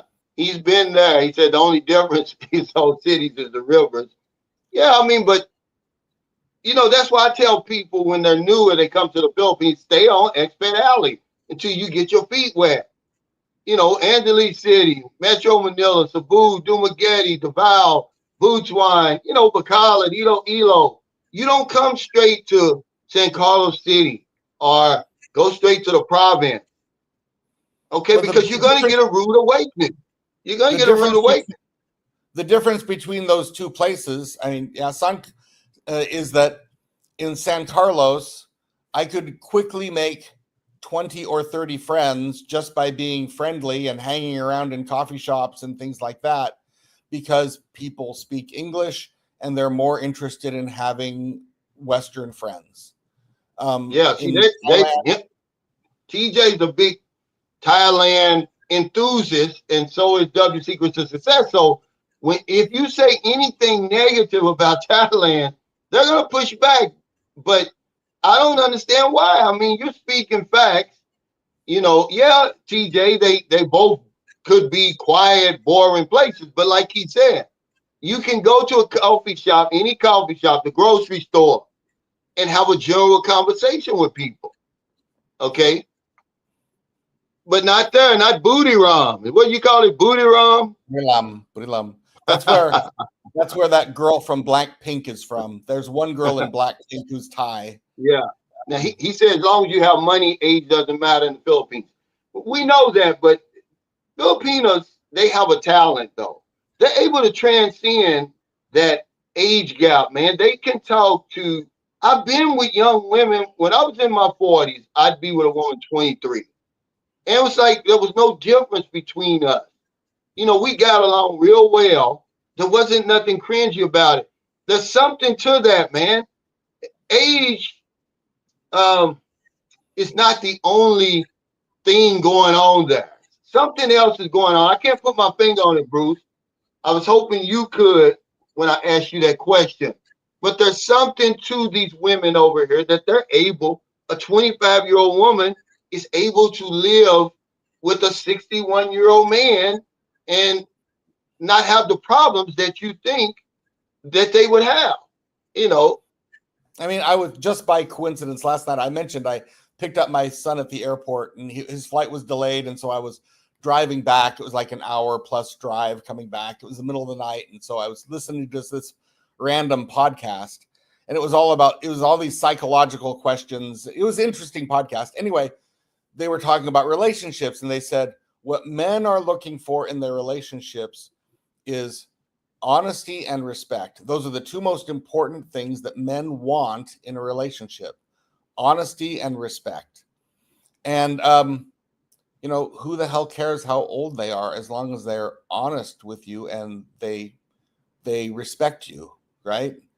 So okay, you know, for me, my one Thai girlfriend who was so much younger than me, we were together 3.5 years. Okay, we broke up. But people break up. I mean, 3.5 years is already kind of a long relationship on average when you consider all relationships from a few days to your whole life. You know, 3.5 years is not a short relationship. She taught me, doesn't matter how old they are, as long as you guys get along, you get along. That's it. yeah. See, one thing that a lot of people who try to compare these women, I've never had a Thai woman, so I don't try to compare them. They've never see you've been in long-term relationships with Thai women, you've been in long-term relationships with Filipino women. It makes a difference. You're not guessing, you're not making shit up. That's what I like. You know, you're getting facts. But if it doesn't fit somebody's narrative, then they push back. It's like, dude, we got to start listening to one another because a lot of information out here to help men, but we just aren't listening. Uh, Bruce, that's the In the problem end, because everyone might have their own experiences. I can just tell you mine. And, you know, hopefully the fact that, you know, I've been here for a long time means that I've had more samples of information to base my opinions on. I hope. right. I mean, that means something. But I'm saying, okay, they'll say, "Oh, well, Thai women are better than Filipino women." Yeah, you dated a Thai woman for your 2 week vacation, and you came over here and dated a Filipino on your 2 week vacation. That's not a big enough sample for me. Okay, you were married to a Thai woman for 18 years. Okay, now you've been with a Filipino for what, 3 years? That's a good sample. You can say, okay. And I had three other long-term relationships with Thais. I had my first girlfriend after I got divorced. It was over a year. My second girlfriend was 3.5 years. My next girlfriend was a year. And that's after I broke up with her when she was so anyway, I don't want to disparage her, but I one of the reasons I decided to go on my trip was to kind of run away from her and go to the Philippines and you know, and it really was one of my goals to meet a girl and start a long-term relationship with a Filipina, because from my 10 rather short trips, you know, some of them for only a few weeks, some of them for a few months, trips to the Philippines, I just felt personally that I and maybe most Western men were more compatible, and it was easier to find a quality girlfriend in the Philippines, just from the numbers and from the cultural aspect.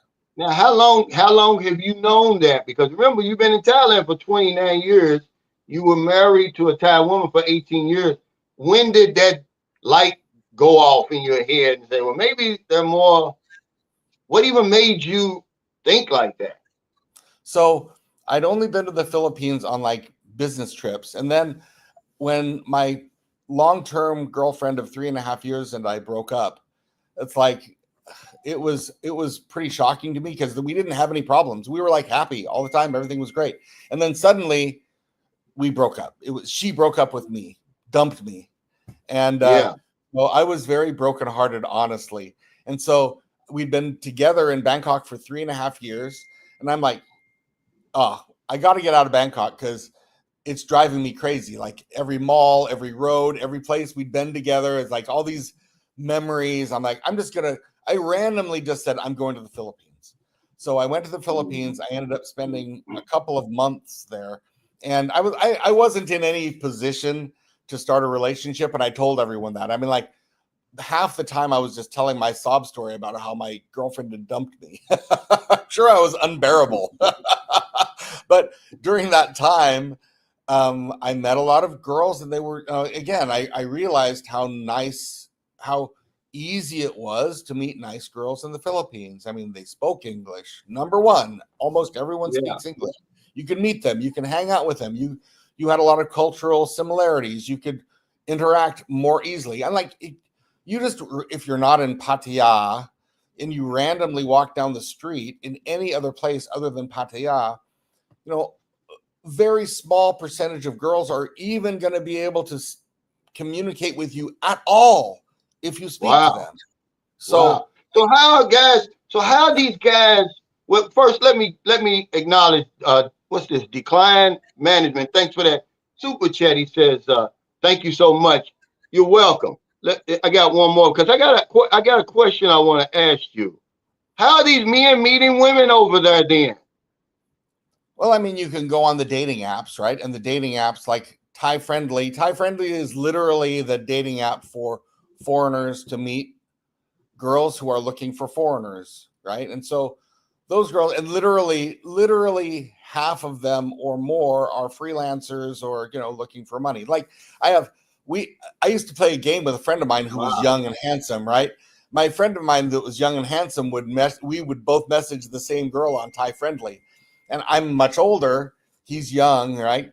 He'd be like, "Hey, yeah, let's go out."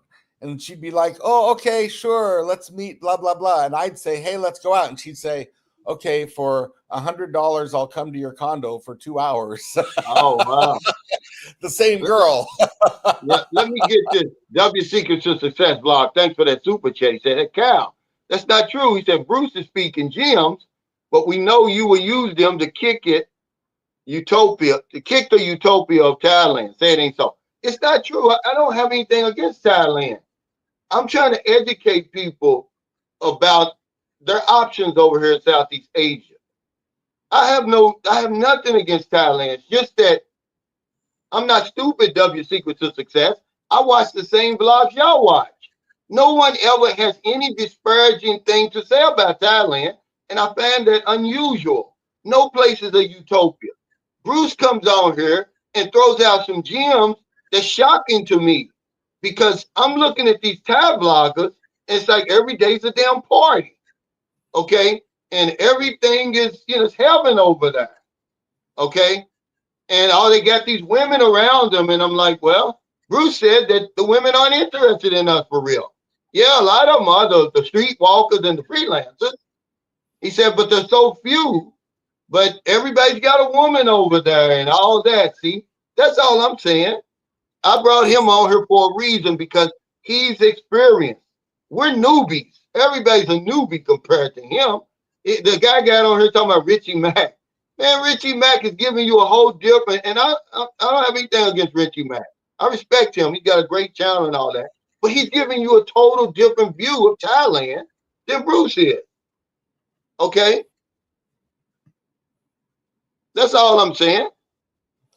And I've got to say, a lot of my perspective is maybe because, also I've never been young and single in Thailand. I'm think, but language is the most important factor. It's the most important factor because, even if you you can go to let's say that I was 33 and handsome, which I'm certainly not, and I went out to a Thai pub, I could probably hook up with the girl there. Probably. But I mean, she probably doesn't speak English worth a damn. She might just be having a good time for a hookup. She's, Thailand is a very open place for that. Hookup culture is not a big deal at all. But what's the chances of really being in this relationship with a girl who speaks at best very basic English? Not good, right? Not good. Yeah. We seem to think that language doesn't matter. Language to me is the ninth wonder of the world. I can't be in some place where I can't understand the language.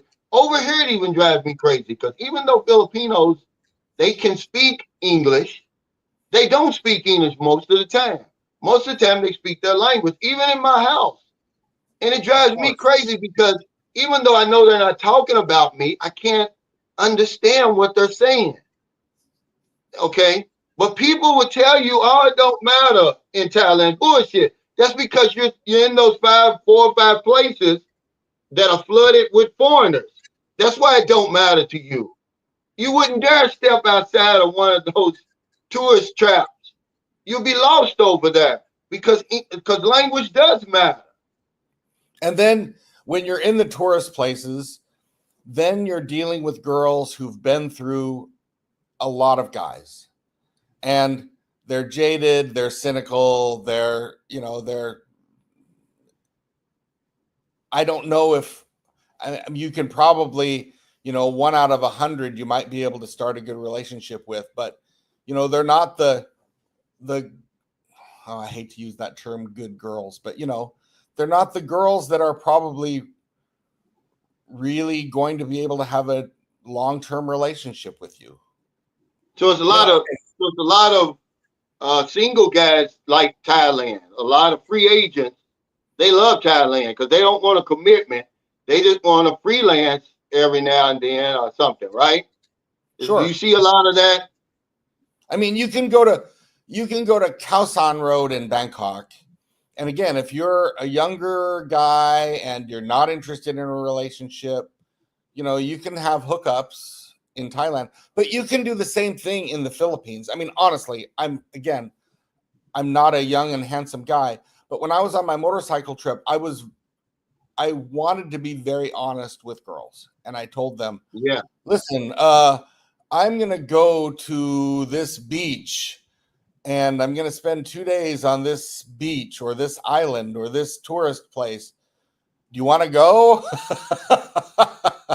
And there were plenty of girls who were like, oh, we've never met. You don't know me at all. I don't know you. We've only chatted for an hour, but sure, yeah. I'll go.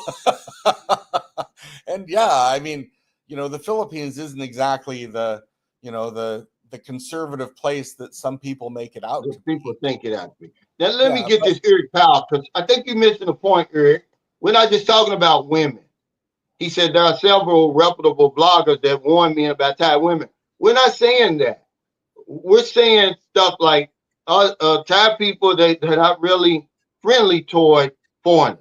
They only tolerate you over there. Nobody's saying that on YouTube, those reputable bloggers you're talking about.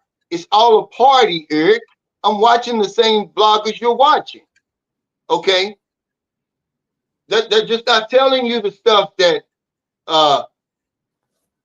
that Bruce is telling you.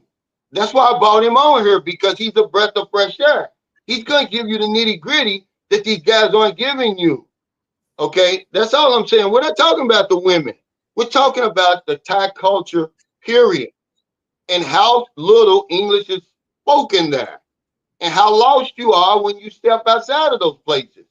He named 6 places. Okay? Those guys can't name those 6 places. They probably can, but that's it. What? What's she saying?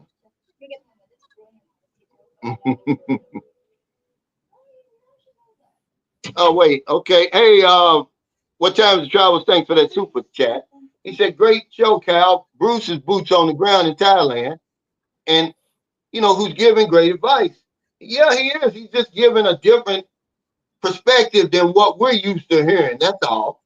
And so, you know, people are pushing back when he says stuff like that. Again, That I you know, feel like all these freelancers. I have the perfect life with, I live in a really interesting and fun place in Jomtien. Jomtien is right next to Pattaya. They'll go back and forth all the time. I've got my amazing girlfriend from the Philippines. We get along very well. Okay, we have fights occasionally, but not very often. She's very loyal and dedicated to me. Huge age difference. Okay, it doesn't seem to matter to me. Doesn't matter to her. Doesn't matter to me. I feel very lucky to have her. If I was single here, I have a lot of friends who want to move here. I'm like, don't move here single. You can find a girlfriend, you know, but she's going to say, well, you need to give me like, you know, $1,000 a month, $900, $1,000 a month, you know, to be your, you know. See, this is news to me, because I'm thinking these guys got real girlfriends, but I'm like Mike Dawsonville. He said all the ladies that the guys have in Thailand, 90% of them are freelancers. Yeah, they're paying these women, they're renting them, and even though it's all paid, I'm not gonna pretend though. I'm not gonna pretend. Okay, that's what they're pretending. Yeah, I'm taking care of Maryland and everything over here, but I'm not pretending like I'm not, you know what I'm saying. Those guys, a lot of the guys are pretending. Okay, you can see that the women are freelancers. I mean, they're playing on they're insulting my intelligence. But at the same time, it's entertainment too, you know. But they want to hold us. See, your followers and my followers are different, Bruce. They hang on every word. They hang on every word I say. They hold our feet to the fire. What we're saying better be true, okay? They don't see the entertainment aspect of YouTube. Okay, this is all I'm saying. I only have a few thousand followers. My videos just have, I don't understand YouTube, because I have a couple of my videos have like 20,000 views or 10,000 views, and some of them have like 200 views. I have no idea why. Yeah, well, that's the algorithm. That's the algorithm. It's funny like that, especially if you're not doing a lot of videos, because I don't trust the algorithm. I don't know how it works either, Bruce. I just make videos. I like to do it. I've got a following now, so why not do it? Okay, that's why I'm able to live over here in the Philippines or anywhere else I would want to live in Southeast Asia. So I don't take it for granted, but I don't understand that stuff either. Not one bit. Hey, thanks, Blizzard, bro, for that super sticker. And I saw that video you did, man. I'm glad that you spoke up about that, because I'm not going to do it. I'm not going to advocate for the women and the men. He made a good video, guys. Go check his channel out, where he was talking about what we were talking about. A lot of the guys coming over here using women because the women don't have any guidance. Yeah. You know, you get guys on here who actually think that these women coming down from the province and the squatters area they're as street smart as they are. Some of them are, but the majority are not, man. Guys are coming over here having a field day. Okay. Yeah. Have you ever met a girl in the Philippines who is broken because she had a boyfriend that was from America, Canada, UK, wherever, and he came over once a year for 2 weeks or 3 weeks for like 3 years or 4 years in a row, and all they did was have this huge holiday, stay in nice hotels, and just have a great time every night. It was like a 3 week paradise for that girl, and then he would go Yeah. home, and then she'd wait for the next year. And I've met several girls like this in the Philippines, and they're like, "Oh, I love him so much, but we broke up." And okay, two things. Number one, some 3 week holiday is not life, right? I mean, it's not life. You just because he was an amazing guy for 3 weeks as you were eating in restaurants every night and living in nice hotels doesn't mean that that's what life was going to be like if you were living with him full time. And number two, you don't even know the guy. You don't even know him. He might be actually married back home. Did you go inside of his house and look inside of his closets? I mean, he might be married and just coming over here for his little holiday fun while his wife is at home. Wife and kids are at home. Like, and then they're broken. They're like, "Oh, I can't forget him. He's just always going to be the guy for me." And like, okay, well, you're a mess. Well, this is the point I'm making. Nobody's telling them that. Nobody's schooling them. Look at all the men and women. Even the Filipinos have taken our side. They're advocating for us. They're showing us how to use their sisters. It don't make sense to me, but it does because it's about money. But here comes the Thailand guys. Look, guys, don't get on here. We're not trying to argue with you guys. But here's one of those guys, if you don't say something that he agrees with, he's going to push back. He said 800 to 1,000 a month. Come on, bro.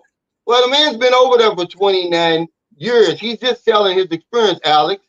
Because if you say anything about Thailand that doesn't fit their narrative, they're coming for you. We're just having a conversation. You know that those guys are paying those women over there, man. It's all totally different. It's like night and day, dating over there and dating over here. We know that I mean, Thailand is this big tourist beast and all that, but it's not utopia like you guys make it out to be. Y'all leave out a lot of shit. Okay?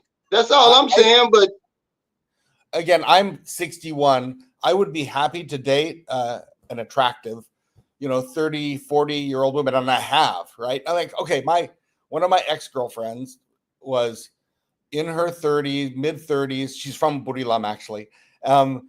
She's a lawyer. She works for the government. She actually spoke English quite well. She had been single for like 6 years before I met her. And I really worked hard to date her and get to know her because I'm like, oh, look, she's young, she's older, she's got a good job, she's a lawyer, she's everything great about this girl. But the whole time I was thinking, she's been single, she's beautiful, everything. Like, she checked all the boxes. I'm like, but and she speaks English. She's been single for like 6 years. If you meet a girl like that, there's probably a reason why she's been single for 6 years.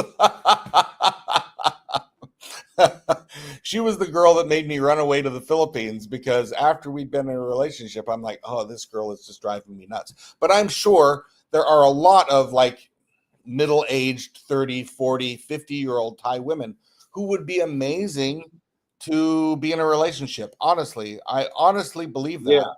It would be really good. But how do you find them? And how do you communicate with them? Those are the two big things. Thai Adventure, he's another guy that can give you both sides because he was married to a Thai woman for 10 years. He said it's like night and day, the difference between a Thai woman and a Filipino woman. So if he's trying to educate you, I listen to guys like that because he's married to a Filipino now and they live in Thailand. He's like you. He's with, he knows how to mix it up. Okay. But all the great infrastructure, all the great restaurants, and all that ain't gonna do you no good if you beating off every night. Okay. or Are paying a you got lot to of put money that? for it. Yeah. Are you putting that big trick bill in there? I mean, it's all tricking. Okay. I wish I was only spending 800 to 1,000 baht a month. I mean, Dollar. yeah, 800 to 1,000 a month dollars. Hell, I would love that. But I'm not pretending. I don't have some woman pretending sleeping next to me. That's all I'm saying. I mean, in my situation, like, okay, my girlfriend, again, she finished her degree in electrical engineering. She had a job. Her friends are all making roughly 25,000 to 30,000 pesos per month, which ain't bad in the Philippines, right? That's a Um, damn good job. That's a damn good job.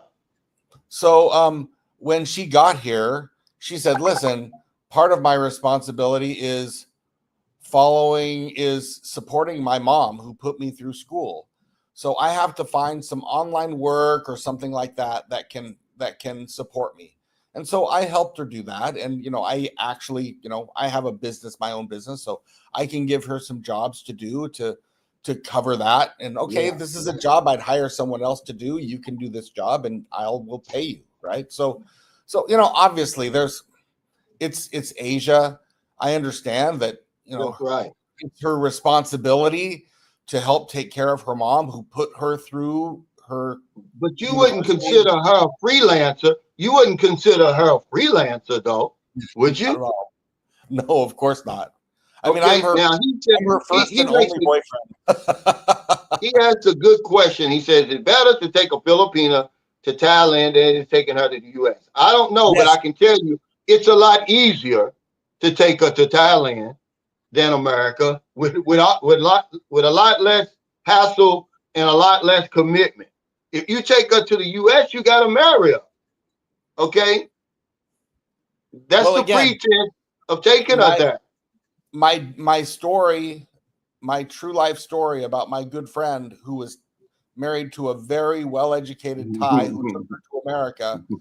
And in 2 years, she completely became Americanized and dumped his ass because all of her friends told her, you don't need a man. You're an empowered woman. Just who cares about men and the patriarchy and blah, blah, blah. There's a reason why I wouldn't live back in America unless you held a gun to my head. Yeah, but that's the same thing that Filipinas are going to tell her when she gets there. They're going to fill her head with all of that. And you Yeah. usually get that at the first Catholic mass that you take her to. This is where the Filipina support group rallies around the newcomer and they give her the 411, and then they'll even start comparing because that's what happened to a friend of ours. She's hanging around with Filipinos who are married to doctors. One guy um, his own construction company. They're living on farms and big mansions. And this girl has a blue collar worker at Ford Motor Company. Now he's earning about $30 an hour.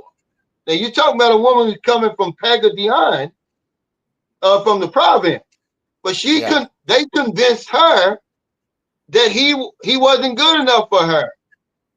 See, but she was gonna run off probably anyway because if you got a good woman, she's not gonna run off, Bruce. I'm telling you from experience. I never had any problems with my wife when I took over there. Nor that's the only woman that I knew who was like disgruntled. If she's gonna run off there, she's gonna run off here. And let me remind you that we Americanize them long before they get to our country. Okay.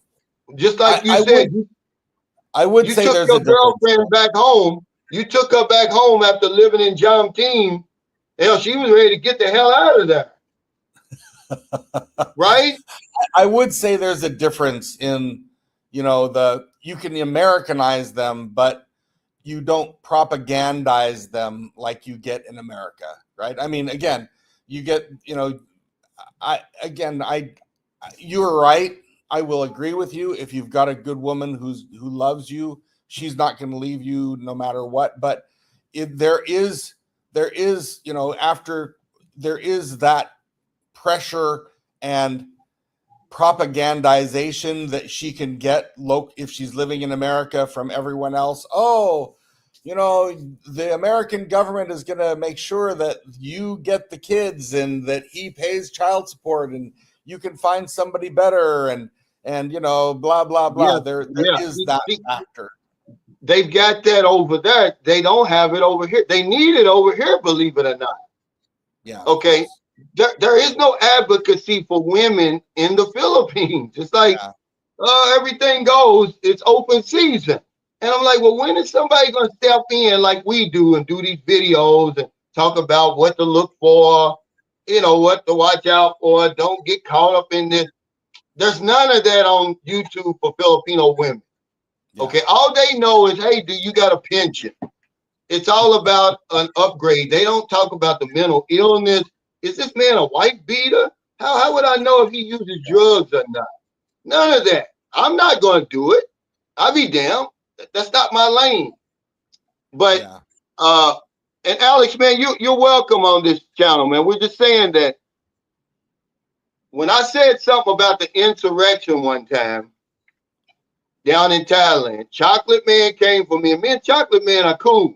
And I see where you threw your 2 cents in, and I'm like, damn, I just said, why didn't I didn't know that there was an insurrection in Thailand, in southern Thailand. And that's all I said. They start throwing stuff at me about, oh, well, it's not as bad as what's going on in the Philippines, taking it personal. And I'm like, dude, you're not Thai. Why are you, going back and forth with me about this? It shocked me. So that's why I said that.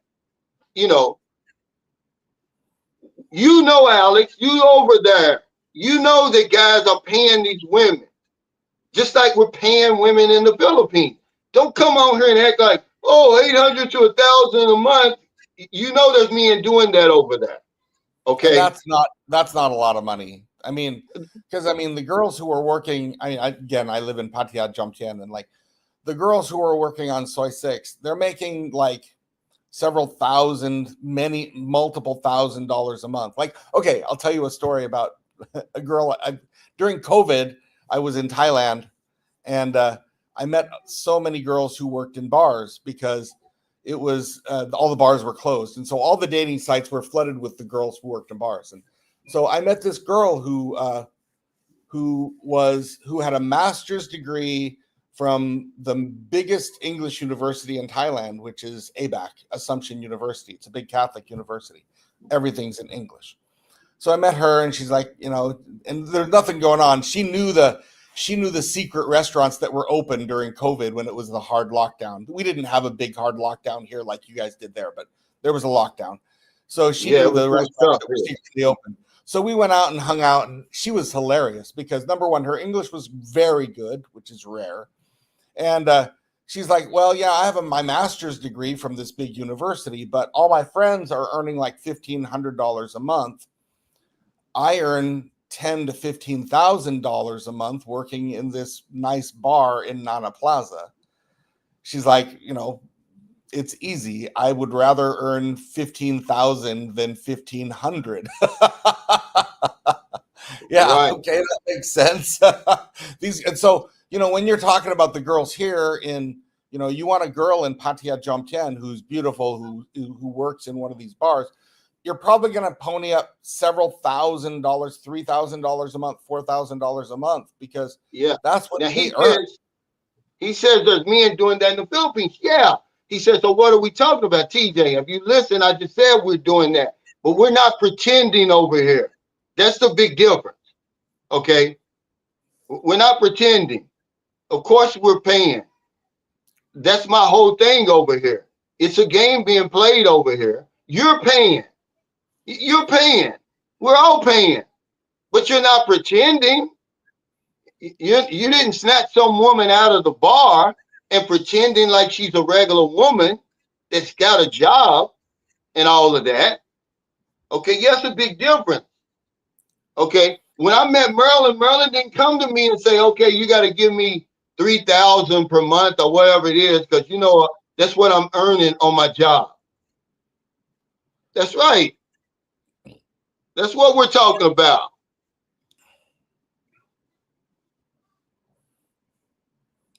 He said, men don't go to Thailand to look for a wife, but they do go to the Philippines to look for a wife. It's just more than women. We just got stuck on this subject. We were talking about a lot of stuff. We were talking about the how they welcome foreigners over there. Bruce said they tolerate us. He said deep down they don't like us. Well, it's a big difference. It is different over here. Okay.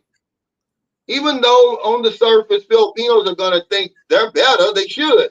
But deep down, they don't dislike us. They have a lot in common with us. They really do roll out the red carpet. That explains a lot of these horror stories you hear about those security guys over there beating up and drunk men on Toy 6 and Walking Street. That doesn't happen here. Okay? But y'all talk about Thailand like it's a utopia. He said there's 6 places that foreigners go to. Other than that, it's crickets. But they'll get on here like they know Thailand frontwards and backwards. It's okay not to know it, but just say that. You step outside those places, it's crickets because they're not trying to speak English, okay? And y'all act like language isn't important. It's very important. That's why you're in Pattaya. That's why you're in Bangkok. That's why you're in Phuket, Chiang Mai, Chiang Rai, and all those places, because it matters. Okay, that's all. We're saying we want the nitty gritty. That's why I brought Bruce on here. I'm tired of the sugarcoating Thailand bullshit. Okay, I've been to Thailand. I don't have nothing against Thailand, but we're trying to get a true perspective so we can make a decision. Do I want Thailand, Malaysia, Vietnam, Philippines? But when all you're getting out of Thailand bloggers is this sugary bullshit and partying and all the women are over here and everything like that, I don't think it's fair. I don't think it's fair to your paying audience who's supporting you. You give them something, give them some real shit that they can work with. That's all I'm saying. Yeah, I like that comment. You want to test if she really loves you, bring her to the United States. But I would never move to the United States, so No, she'd have to go alone. you don't have to test them there. I live here, man. The woman you're taking to America is the same woman over here. Okay, there's guys here who are married to the Filipinos. Of course, they're much older, and the Filipina has a young Filipino boyfriend. Okay, so why would, if he took her to America, don't you think she's gonna have a young American man? Okay, that's all I'm saying. And you ain't got to test her there. He says, I'm not paying for anything. I like to, and yeah, well, yeah, you're gonna be beaten off then. That's what you're gonna be doing. And then I'm sorry.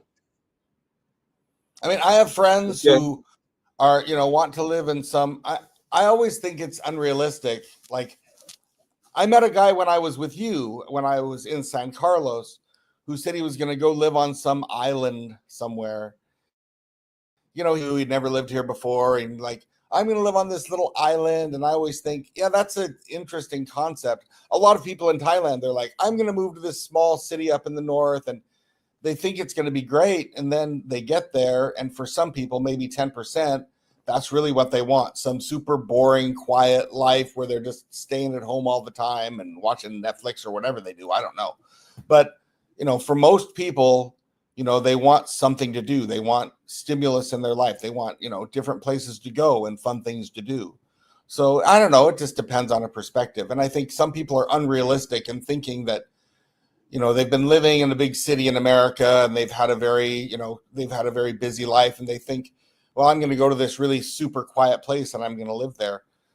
It's unrealistic, I think, in a lot of ways, to think you're going to be able to enjoy that long term. Absolutely. You can do anything for 2 weeks, and that's what I tell guys, but can you do it for 2 years or the rest of your life? Now he says, hey, Sunshine Show, we're not taking it personal, we're just correcting facts. There are many dudes in the Philippines pretending. Now, The guys that I know, I'm just telling you my experience. Okay, we're not pretending. We're paying, but we're not pretending. Our women didn't come from the bar. Okay, they didn't come off of Walking Street and all that. Okay, and then we're pretending like, oh, I met her in a regular way. That's what I'm talking about. Okay, instead of guys telling you like Bruce told you, like, man, it's just a numbers game in Thailand is what messes a lot of men up as far as the amount of Thai women available who even want to deal with foreigners. See, y'all don't tell us that, Alex. And if you say you do, you're not telling us that. It's a very small pool over there for us. Compared Okay? to the Philippines, yeah. Yeah, compared to the Philippines. But even when you were breaking the numbers down, it makes sense. There's only 65 million people in Thailand. You said about 10% of them speak English. Okay, If so you're that lucky. would be what, 35 million women, and you said so 10%, and then about 10% of that would even date a foreigner. It's totally different cultures. Yeah. But y'all act like, but that's why I say that's what the name of the video is. I mean, the vlog, the live stream, Thailand versus Philippines. That's a useless comparison. It's not apples and apples that you're comparing, first of all. But we do it anyway because we want to assure ourselves, oh, that I picked the right place. Well, we can have it all. If you from my, you know, I'm from the school of you can have it all. I can go to Thailand, I can go to Vietnam, I can go to Malaysia, Indonesia. Okay, but I'm not gonna lie. I'm gonna tell you the boots on the ground, what I'm seeing, what I'm living, what I'm experiencing. Does that mean I think everybody's doing that? No. We're all in general open relationships. Long as you keep that wallet open, she gonna keep the legs open. Okay? Let me in shut the my end, wallet. we are men, or many of us are men here, I imagine. And Yeah. so it's always our job and our responsibility to support, right? I mean, we're supposed to be generally the ones who have money and have an income and support the family. And that's especially true in the Philippines, which is a more traditional culture than Thailand, that where the women are less independent, right? So, yeah, okay. You want to say everyone pays. Everyone pays. If you're a guy in just a normal traditional relationship, you pay because you're supposed to be the guy. Women almost never date down, right? Guys, the richest guy in the world can date a cashier at a 7-Eleven, right? But a really successful woman is not going to date the cashier at 7-Eleven. That's not the way that men and women work. Women Yeah, want we think men different. who are at the very least they're equal or above, got socioeconomically, right? Men, we don't care. We're happy to date girls who are dirt poor as long as they love and respect us, and they're honest with us, right? That's what's important for us. But for women, no matter where you are in the world, women want men who are at least their equal or higher than them socioeconomically. Yeah. Now, Kevin Warren says, Calvin. See, this is what I'm saying. They hang on your every word. He said, Calvin, that's not true. No one's paying $3,000 to $4,000 US per month. He was saying, if you want the top-notch woman, Kevin, that's working on soy 6, that may be earning 10 to 15,000 per month, if you want to take her off that stroll and make her your woman, it's probably going to cost you 3,000 to 4,000. Okay, this isn't got you, man. We're having a conversation. We're trying to help each other. You guys take this stuff personal, man. The man said if you want that top notch, that 15 on soy 6, that everybody's screwing. She's everybody's fantasy. She's earning big money every month. Now you gonna tell me there's not women on soy 6 earning 10 to 15,000 per month? Is that what you telling us, Kevin? Because if you telling us that, you don't know what you're talking about. All those women on soy 6 aren't getting paid because I went on soy 6. I saw what's available. Some of those women couldn't pay me to fuck them. Okay, I'm just being honest. I agree with you. I mean, that was my cool experience during COVID. My cool experience during COVID was meeting a lot of girls in Thailand who worked in high-end bars and things like that. And I got to, because there were no tourists here, and I was like, listen, I'm not interested in paying you to come to my condo, but listen, neither one of us have anything to do. I'll buy you dinner. You want to go out and have dinner? I got to know, 98% of them said, no, I'm just interested in customers. But 2% were like, yeah, sure. I met a lot of several, 5 or 6 high-end girls who were stunners. They were gorgeous, and they worked in the nicest bars, and they would just tell me their life, and they would tell me their experience, and how much they earn and things like that. Yeah. And there was no reason for them to lie to me because I wasn't their customer. I was just hanging out with them because we were both bored during COVID. And I met a lot of imagine what the life of one of those women must really be like. I don't think there's no women on there who really like that type of work, even though they're getting money. Imagine the sleeve bags they got to sleep with. Okay. But TJ, to go back to what you said, we're always pretending now. If I'm just telling you my channel, I've got a real life channel.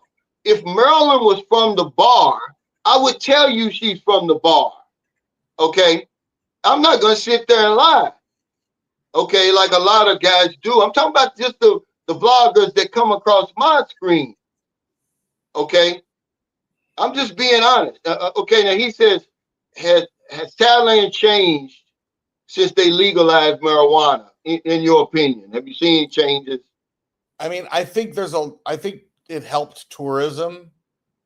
I mean, there are a lot of marijuana dispensaries. They're everywhere. I mean, I could have bought it before it was legal quite easily. I'm not into it myself. When I was young, I smoked a lot of pot and did a lot of other things, but hasn't been my thing in a long time. Not interested, but yeah, it's everywhere. And I think there are a lot of tourists who come here because of that. If there's, oh, you're in Japan and it sure is fun to come smoke some pot, or, I think it attracts tourists. But, post COVID, you see the tourism coming back, and I don't know if it's still 100%, if it's yet 100% of what it was pre-COVID, but there's a lot of tourists here. This is peak season in Thailand, and I'm in Jomtien, Pattaya, so I see a lot of tourists here. Yeah, now he says, oh, the game's being played all over the world. We know that, but we're not pretending, Dana. This is what I'm saying. These guys are putting these women in front of the camera, acting, oh, these are my women. In good and well, it's not your damn woman. You renting the woman. That's all I'm saying. It's their business, though. I don't really care. I'm going to live my life. But I'm saying, don't get on here with that foolishness and then use that to say, oh, Thailand's better. Well, you're not even comparing apples to apples, man. Compare Thailand to Singapore or the United States or one of those other developed countries. Why would you compare it to the Philippines? Okay. This is what I'm tired of, W Secret to Success. It's not apples to apples. Thailand they have to have all those restaurants you're talking about, Bruce, to serve those 49 million tourists. They got to have Soy 6 and Walking Street and the soapy massages and all that stuff. Okay. Remember why you told us Pattaya was created, okay, for that type of customer. Okay. They don't give you any kind of history or anything. They just say, oh, yeah, come on over here. Look at me. I'm living my best life. But they don't ever tell you, well, I'm paying $1,500 a month to get her off of Walking Street. Okay. So then when you get over here and it's crickets and you're like, well, damn, I can't get a regular woman over here. Every woman I get is a freelancer. That's what my buddy told me. He loves it. He lived in the Philippines. He moved to John Team. He lives where you live. Got a nice condominium. He said, but Calvin, mostly freelancers out here. He said, what I'm thinking about doing is coming back to the Philippines, finding me a woman, and bringing her over here with me. Smart man. Okay, this is what he said. Now he's a young guy. He's in his late 40s. Good money. Retired from the military, 24 years and all that. But he tells me the real story. You know. Yeah, you They're wouldn't just want to come so. to Pattaya as a single guy and look for a girl, because girls who generally come here, I'm not going to say they don't exist, but they would be very hard to find. And almost all of them are probably in relationships already. If they are, legit, real girls real women looking for real relationships, they would be very hard to find here. Hey, thank you, Dana Jones, for that super chat. He says, I met a beautiful woman one night in Germany. Had a great 3 days with her. Then she was gone. Turned out she worked in a high-end brothel, making around 40,000. Yeah, that's what I'm saying. At least the women over here are upfront, and we're upfront about it. If you over here in the Philippines and you saying you're not paying, you're lying. That's the only reason they're with you, basically. Okay? It's not because of your good looks and intelligence. It's what I tell guys all the time. Okay? Now that you know that, what are you going to do? As long as you're getting what you want, remember, that's the focus. Just make sure you're getting what you want. I'm going to push back on that a little bit. Like when I broke up with my current girlfriend for a few months, her boss, this Italian American guy, was 20 years younger than me. I never, ever told anyone when I was in the Philippines, how much money I make, Okay, I'm going to push back. Finish with that. If you sugarcoat now, I never, I know guys, I've seen them. They think we all got money, Bruce. They think we all got money, okay? You can't use that argument with me. That woman is not with you for your good looks and intelligence, man. Don't fool yourself. You're a 61-year-old man. Okay. She could have dumped me for the guy who was 40, who was a very successful boss. but no, now that's her choice though. Yeah. But she's not with you for your good looks and intelligence. She knows, she doesn't have to know down to the exact dollar, but she knows you can take care of, but you've already proven it. Yeah, and that's okay. And that's women around the world, right? Women around the world. Okay, that's what I'm saying. But I'm sorry, man. Much as I respect you, you can't come on my channel and tell me a beautiful, your woman is beautiful. A beautiful 25-year-old Filipina met you when she was 22. I'm sorry, she don't want you for your good looks and intelligence. She could have dumped me for her boss, who was 20 years younger. Maybe it was something about him. Maybe he was leading with his wallet. See, this is what I tell guys. Yeah, they don't want to be bald. They're not prostitutes. That's a turnoff. Oh, come on and stay in my condo. Here's a car. Here's a motorcycle. You eventually may have to do that, but not up front, because they're saying, I'm sorry. I can bring you to America. You can get a job there. Blah, blah, blah. Like, shut up about that stuff, man. See, they're skeptical, man, when you do that. Yeah. Okay. Some guys, all they have, see, when you talk about leading with your wallet, that's a broad term. Okay. Some guys would say, oh, they'll say it to mean, oh, you don't have to pay for a woman over here. That's bullshit. Okay. But I'm saying, when I say lead with your wallet, I'm saying, don't try to buy these women, man. Right off the bat. There's an unspoken agreement. She knows when you make it over here, you're here for 2 weeks, 2 months, the rest of your life, you're going to pay for everything. Okay. And she's going to take care of you. That's ironclad agreement. Okay. But if you come right out, as soon as you see her on the dating site, here, I'm going to send you $1 million pesos, or here, buy a motorcycle, man, they're going to run from that. You are attracting the absolute wrong women. I mean, either the good girls will run, the bad girls will just start counting the dollars. And I've seen that so many times. I can tell you so many horror stories of nice guys that I've met who just do the dumbest things. Oh, I'll buy you an iPhone. Oh, I'll do this. One of the things that really attracted me to my girlfriend, my current girlfriend, was when I was going to come to go visit her in Baler. I was like, oh, do you want me to bring you a gift? She's like, no, I don't want anything from you. Oh, do you want, I can buy, I can buy you something from blah, blah, blah. No, they know their I want reputation. nothing, right? They know their reputation around the world. So they back away from that because she knew once you got over here, though, Bruce, you were going to spend. You didn't have no choice. She don't have any money. Yeah, sure. But he talking about chocolate man. Now, look, you can't get on here talking about chocolate man. Chocolate man is the real deal, okay? When I went to Cebu, not Cebu, when I went to Pattaya, I didn't even know he knew me. He reached out to me and said, hey, man, let's go have, cup of coffee and, chat it up while you're here. And I was really impressed by him. He's the real deal. Guys, everybody's not like that. Okay, a lot of these vloggers, man, that got a following, they become these celebrities. They think they're too good for you. Okay.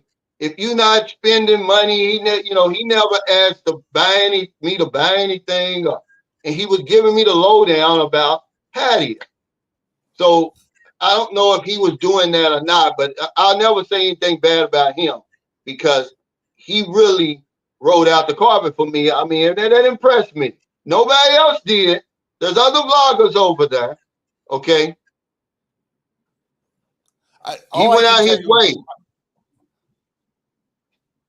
All I can tell you is my experience with my girlfriend. It's like if we go to eat, I don't even want to call it a restaurant. If we go to eat and it's more than like what she wants to order is more than like 100 baht, which is like 150 pesos. She's like, yeah, let's go somewhere else. It's too expensive here. They're all like that. We do that to ourselves, Bruce. We overspend. Yeah. Filipinos are simple. Yeah. We buy them more than what they would ever ask you for. So I tell guys, stop giving money to her up front. Let her ask you for it. It's going to be so little, you're not going to believe it. And they don't know to ask you for that kind of money. They don't even know to ask you for that. They never had it before. This is true in Thailand and the Philippines. As soon as you start giving them a lot of stuff, they lose respect for you. They're just, you start, it's like you're trying to buy them. That's and right. They lose respect for you. When you treat them like a prostitute, they're like, I don't want this guy, But he said, do you have any red flags for a Thai woman that a first-time visitor wouldn't know? I mean, the sad thing is, a red flag is if they speak English really well. Yeah. See? I mean, but we're not putting down Thailand, TJ. See, that's what I'm saying. Y'all take this stuff personal. He's just explaining his time the questions that we're asking. Okay? Because you're not with a Thai woman. You're with a Filipino woman. We're just talking facts. There's beautiful 22-year-old Thai women over there, but you're not with that, TJ. You're with a 22-year-old beautiful Filipina. There's a reason for that. Okay, let's be honest. Because it's easier for you to get a woman here, just like he said, the numbers and a whole lot of things. But y'all want to push back and act like it's not true. The man said that there's only about 6 places foreigners go in Thailand. Is he lying? Or have you been to more? I'm talking about the average person. They haven't. He says, thanks for the super chat, Juice. He said, what does a Thai lady spend $10,000 a month on? I don't know. What, Bruce? What does a Thai woman spend $10,000 a month on? I mean, if you've ever been to like M Quartier Mall, they've got every designer or Central Embassy. I mean, they've got all the designer things here. I mean, all the high-end designer stuff and all the expensive bags and all the expensive watches and things like that. Hopefully, if they're smart, they're buying land and houses for their family back home. But you know, it's definitely a much bigger consumer culture here than it is in the Philippines, and that's just from an income point of view as well. Yeah, because she's not going to step on Walker Street, but I'm pretty sure there's women who have and start earning 10,000. There's levels to it, and as she's going up, she's learning from the guys she's dealing with what to buy. A lot of these women are coming from the province. They work on soy 6. They don't know what a Louis Vuitton bag is and all that stuff. Doesn't take them long to learn. That's what I mean. It don't take them long, but I'm saying if she gets up to 10,000, she's going to be learning a whole lot about what to spend it on. Hey, thanks, Marlon, for that super chat. He says, this is why Calvin's a man. He knows what's up. I just be trying to have decent conversations. I'm not going to insult your intelligence. I'm not going to do it. I can't speak for anybody else. I'll tell you another funny story. I got to tell you another funny story about money. So this was right around COVID, may have been before COVID. I met this girl who worked in a bar. We met on a dating app. We ended up becoming friends. She told me her story about how she started working in a bar because her ex-foreigner boyfriend got her in a lot of debt and she had to pay off her family that she borrowed money for. So she started working in a bar. We got to be friends. We hung out a little bit. She had another good friend who was very beautiful, who didn't speak English very well, but she was a bar girl who worked in Pattaya. And I asked, one night we went out, we were all supposed to go out together and her friend canceled. I'm like, where did your friend go? Oh, she went to the banana bar. I'm like, what the hell's the banana bar? She said, well, it's a bar where they have all these handsome Thai guys and girls can go buy them drinks and flirt with them. I'm like, what the hell? This girl works in a bar where guys buy drinks for her and flirt with her. Doesn't she know the game? What is she doing? He's like, yeah, she likes to go to the banana bar and buy drinks and flirt with the handsome Thai guys. I'm like, this is crazy. Well, that's what he's saying. This is what John is saying.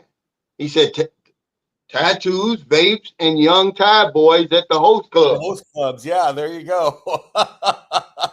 It's like they'll find a way to spend that money.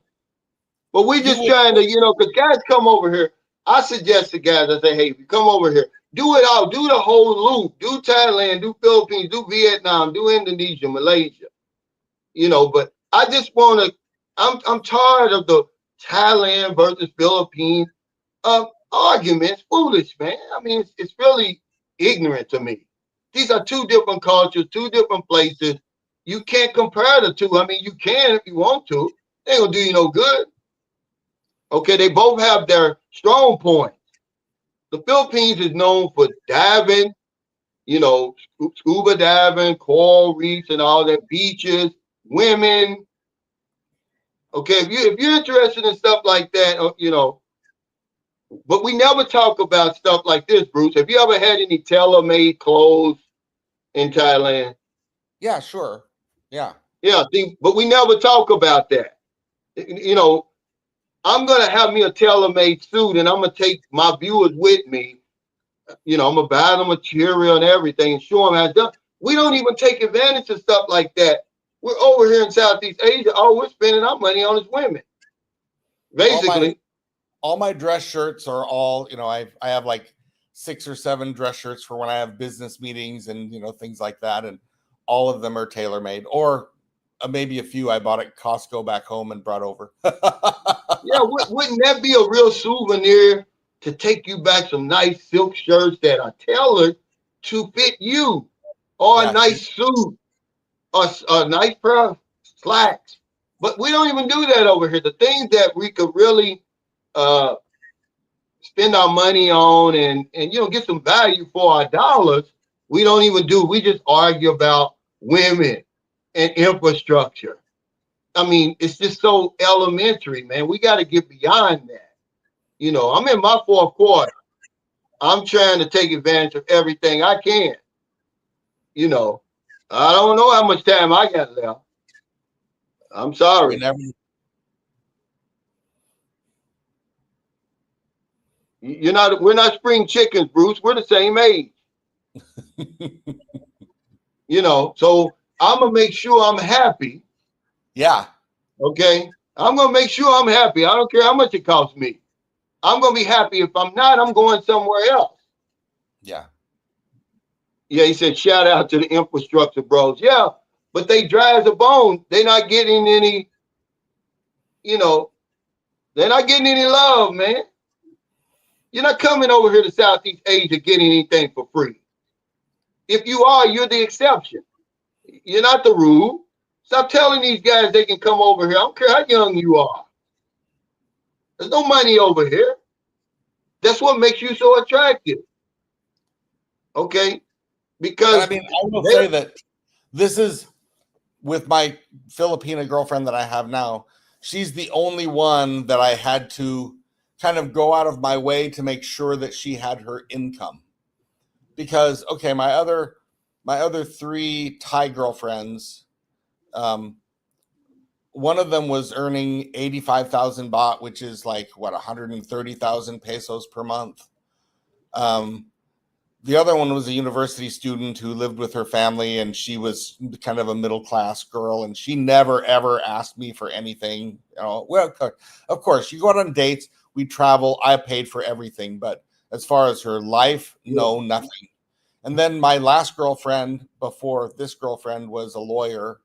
She was a government lawyer, so she was only earning roughly what about 45,000 pesos per month, about 30,000 Thai baht per month. So she wasn't high income like my first girlfriend was.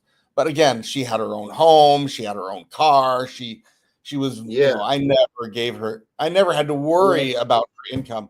With my girlfriend now, she was an electrical engineer when she was in the Philippines. She was like, "Yeah, I'll come live with you, but please understand that it's my commitment to my mom that I'm going to give her money every month because she Absolutely. pays university." So Absolutely. I had to work to make sure that she had that income. And of course, because That's I lesson number one. That's lesson number one, Bruce.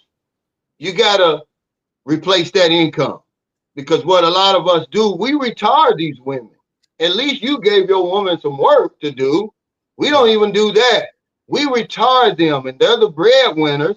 So if she's earning 10,000 a month, you at least got to give her that. If you want her next to you 24 hours a day or whatever it is. Now he's asking our guys. Foreigners aren't really getting any work. Is any jobs over there in I Thailand for mean foreigners? only like remote work. There's a lot of like IT people and things like that, but as Oh far as yeah, I forgot getting we a got to get ready to job go. here, there aren't a lot of jobs in Thailand for people who want to come here and get a job. If there aren't a lot, there aren't a Well, lot. You better have, be yeah, we're self-employed, going. Go better, ahead and get ready. or be someone who can be a remote worker. There's a new visa now that they have called the DTV, Destination Thailand Visa, that's target. One of the big differences between living in the Philippines and living in Thailand is that when you're living in Thailand, you're probably always going to be struggling about visa. I've lived here almost 29 years. I was married well, I wasn't married in Thailand for 18 years because we got married in Hong Kong, but married for like 14 years in Thailand, have 3 Thai children who are adults. I'm still year to year on my visa, have to do check-ins every 90 days. Philippines, at least unless it's changed, you show up, you could basically keep renewing for 3 years for almost with at That's right. It's the ease. same, you There's a know. big But difference between Thailand and the Philippines as far as the ease of staying here because of visas. yeah, but nobody tells you that. They always tell you, "Oh, just go to school or go." They do it in general terms. We need to start giving people some concrete information. Your boots on the ground experience. Don't be telling me what you heard. I can't go off what you heard. Okay, because just like you said, you've been there 29 years. It's still a struggle for you year to year. But okay, he said, now this is Derek. It's a friend of mine. He goes back and forth from the Philippines to Thailand. His base is Thailand. He said there's no need to compare the two. Just enjoy both places. Now, is that just an American thing, Bruce, where we always comparing? My shoes are better than yours. My girlfriend is prettier than yours. Because I don't understand why we even compare the two. I mean, what do you Well, want? Brownie points? Because you in Thailand, I'm happy over here. Just be yeah. happy wherever you are, guys. That's what I'm saying. This is junior high Ultimately, school stuff. ultimately, we have to make a most of us have to make a choice. Where will we live? Right? I mean, so that's why we end up comparing. Like until I found my girlfriend, my plan was to split my time 50-50 between Thailand and Davao. I like Davao. I think Davao's a nice place. I was still probably going to keep my motorcycle and travel around a little bit, but my plan was to split 50-50 because I bought a house in Jomtien. I own my condo in Bangkok. I enjoy living here more because of the variety and the Your infrastructure. lifestyle. Your lifestyle. Yeah, Right? but Now he again, says, some where in the hell people, am I going to wear a suit in the Philippines? We're saying yeah, for people who may go back home, who yeah, may not be. I mean, you can wear silk over here and different things like that. Who says you got to oh, have a tailor-made suit? You can have tailor-made underwear, Craig. I mean, open up your mind, man. You guys will keep on playing this got you stuff. We're having a conversation. You yeah. can I've have only worn my anything tailor-made over here. Okay, I've got, okay, Sammy Davis sent me a tailor-made baseball shirt. Kai sent me a tailor-made basketball jersey, specially made. That's what I'm talking about. You don't have to have a suit. Well, we don't do that. All you spend your money on is women and infrastructure. That's all we worry about. I You have a know, video on my I have a how video easy on is my it to learn the Thai language? Is it easy? oh no, it's not easy. I mean, the big problem that people have when they come to Thailand is that it's a tonal language. So, one word can have 5 different meanings depending on the tone. And it's really hard for people from America or non-tonal language speaking countries to get that. So, I know people who've lived here for several years who study Thai pretty religiously, but they they are not easily understood because they don't get the tones right, and that's really difficult. I learned Chinese first, so it was much easier for me, but I still Yeah, don't. I've never studied Thai because I got lazy after spending 10 years studying Chinese. it, So it, I it's tough. speak basic It's Thai, tough. but it's hard. It's hard. Yeah, I really didn't. I came in for a change of environment. Okay, I'm really just an American over here living an American lifestyle. Really, that's really all I'm doing. I'm not. I'm really on the edges of the Philippines. I'm not deep diving into the culture and all of that. But he says we're sleeping on Papua New Guinea. He says it's better than the Philippines and Thailand. Okay, all that's subjective, but you got to understand, Cisco, it's very volatile in Papua New Guinea. Are you up on what's going on over there and They the still have civil gun hunters, wars don't they? and all of that? And you got to realize they're poor as hell over there. If you come to the Philippines to get a job, because a lot of Papua New Guineans over here, okay, they just look black, but they got a different looking face. They look more like Aboriginal uh, Australians. They've got that look. But they're over here in the Philippines, a lot of them. You go to Cebu, Manila, hell, they're working over here and going to school. But that's all subjective. But it's too volatile right now. Because I've thought about Papua New Guinea, and all my research, man, it's just too dangerous right now. You know, good. Well, okay, I was watching a documentary, and the truck drivers, you know, they've got bars and steel bars all around, and it's very dangerous just to drive, the trucks with the supplies and stuff because the bandits jump out and rob you. But yeah, it's all subjective. Yeah, he said, Yeah. I guess we're always trying to justify our decisions. And see, I'm at the point now, Blizzard Broad, I'm 61. I'm not explaining anything to anybody or justifying anything. At some point, you reach an age where you got to stop that, guys. I mean, we're not in high school anymore. Our parents have long died. I'm not answering to anybody. If I want to do something, I'm going to do it. As long as I don't break the law and I don't violate the rights of my fellow man. I'm not justifying, but that's what we're doing. But hey, guys, I got to get off here because I got to go to a fiesta. We've been invited to a fiesta. But I'm going to have you back on here, Bruce. Y'all check out Bruce's channel, Bumps and Bruce's Asian Adventure, man. This guy's got a lot of knowledge. Okay, it's not the contemporary stuff that we get from people like me and other vloggers. Okay, he's been around here a long, long time. So it may not fit with what you're used to hearing. But he's got a lot of helpful information. And that's what my channel is really about. I'm just trying to move the needle a little bit. But you got any last words? No, to answer that question, no, you can't own land, but I have 3 Thai children who have Thai passports, so they can own land for me. No, I just say, again, you're right. Live where you're most comfortable. I know a lot of people who are very happy in the Philippines. I personally just prefer Thailand. I am very happy with my girlfriend from the Philippines. I think Filipina are really great partners to have, and if you're smart and honest and take your time, you can find a good one. And yeah, there's no use comparing. Everyone has different. Yeah, everybody has their preferences, and if you're happy, I'm happy here, man. I'm truly happy here. There would be no reason for me.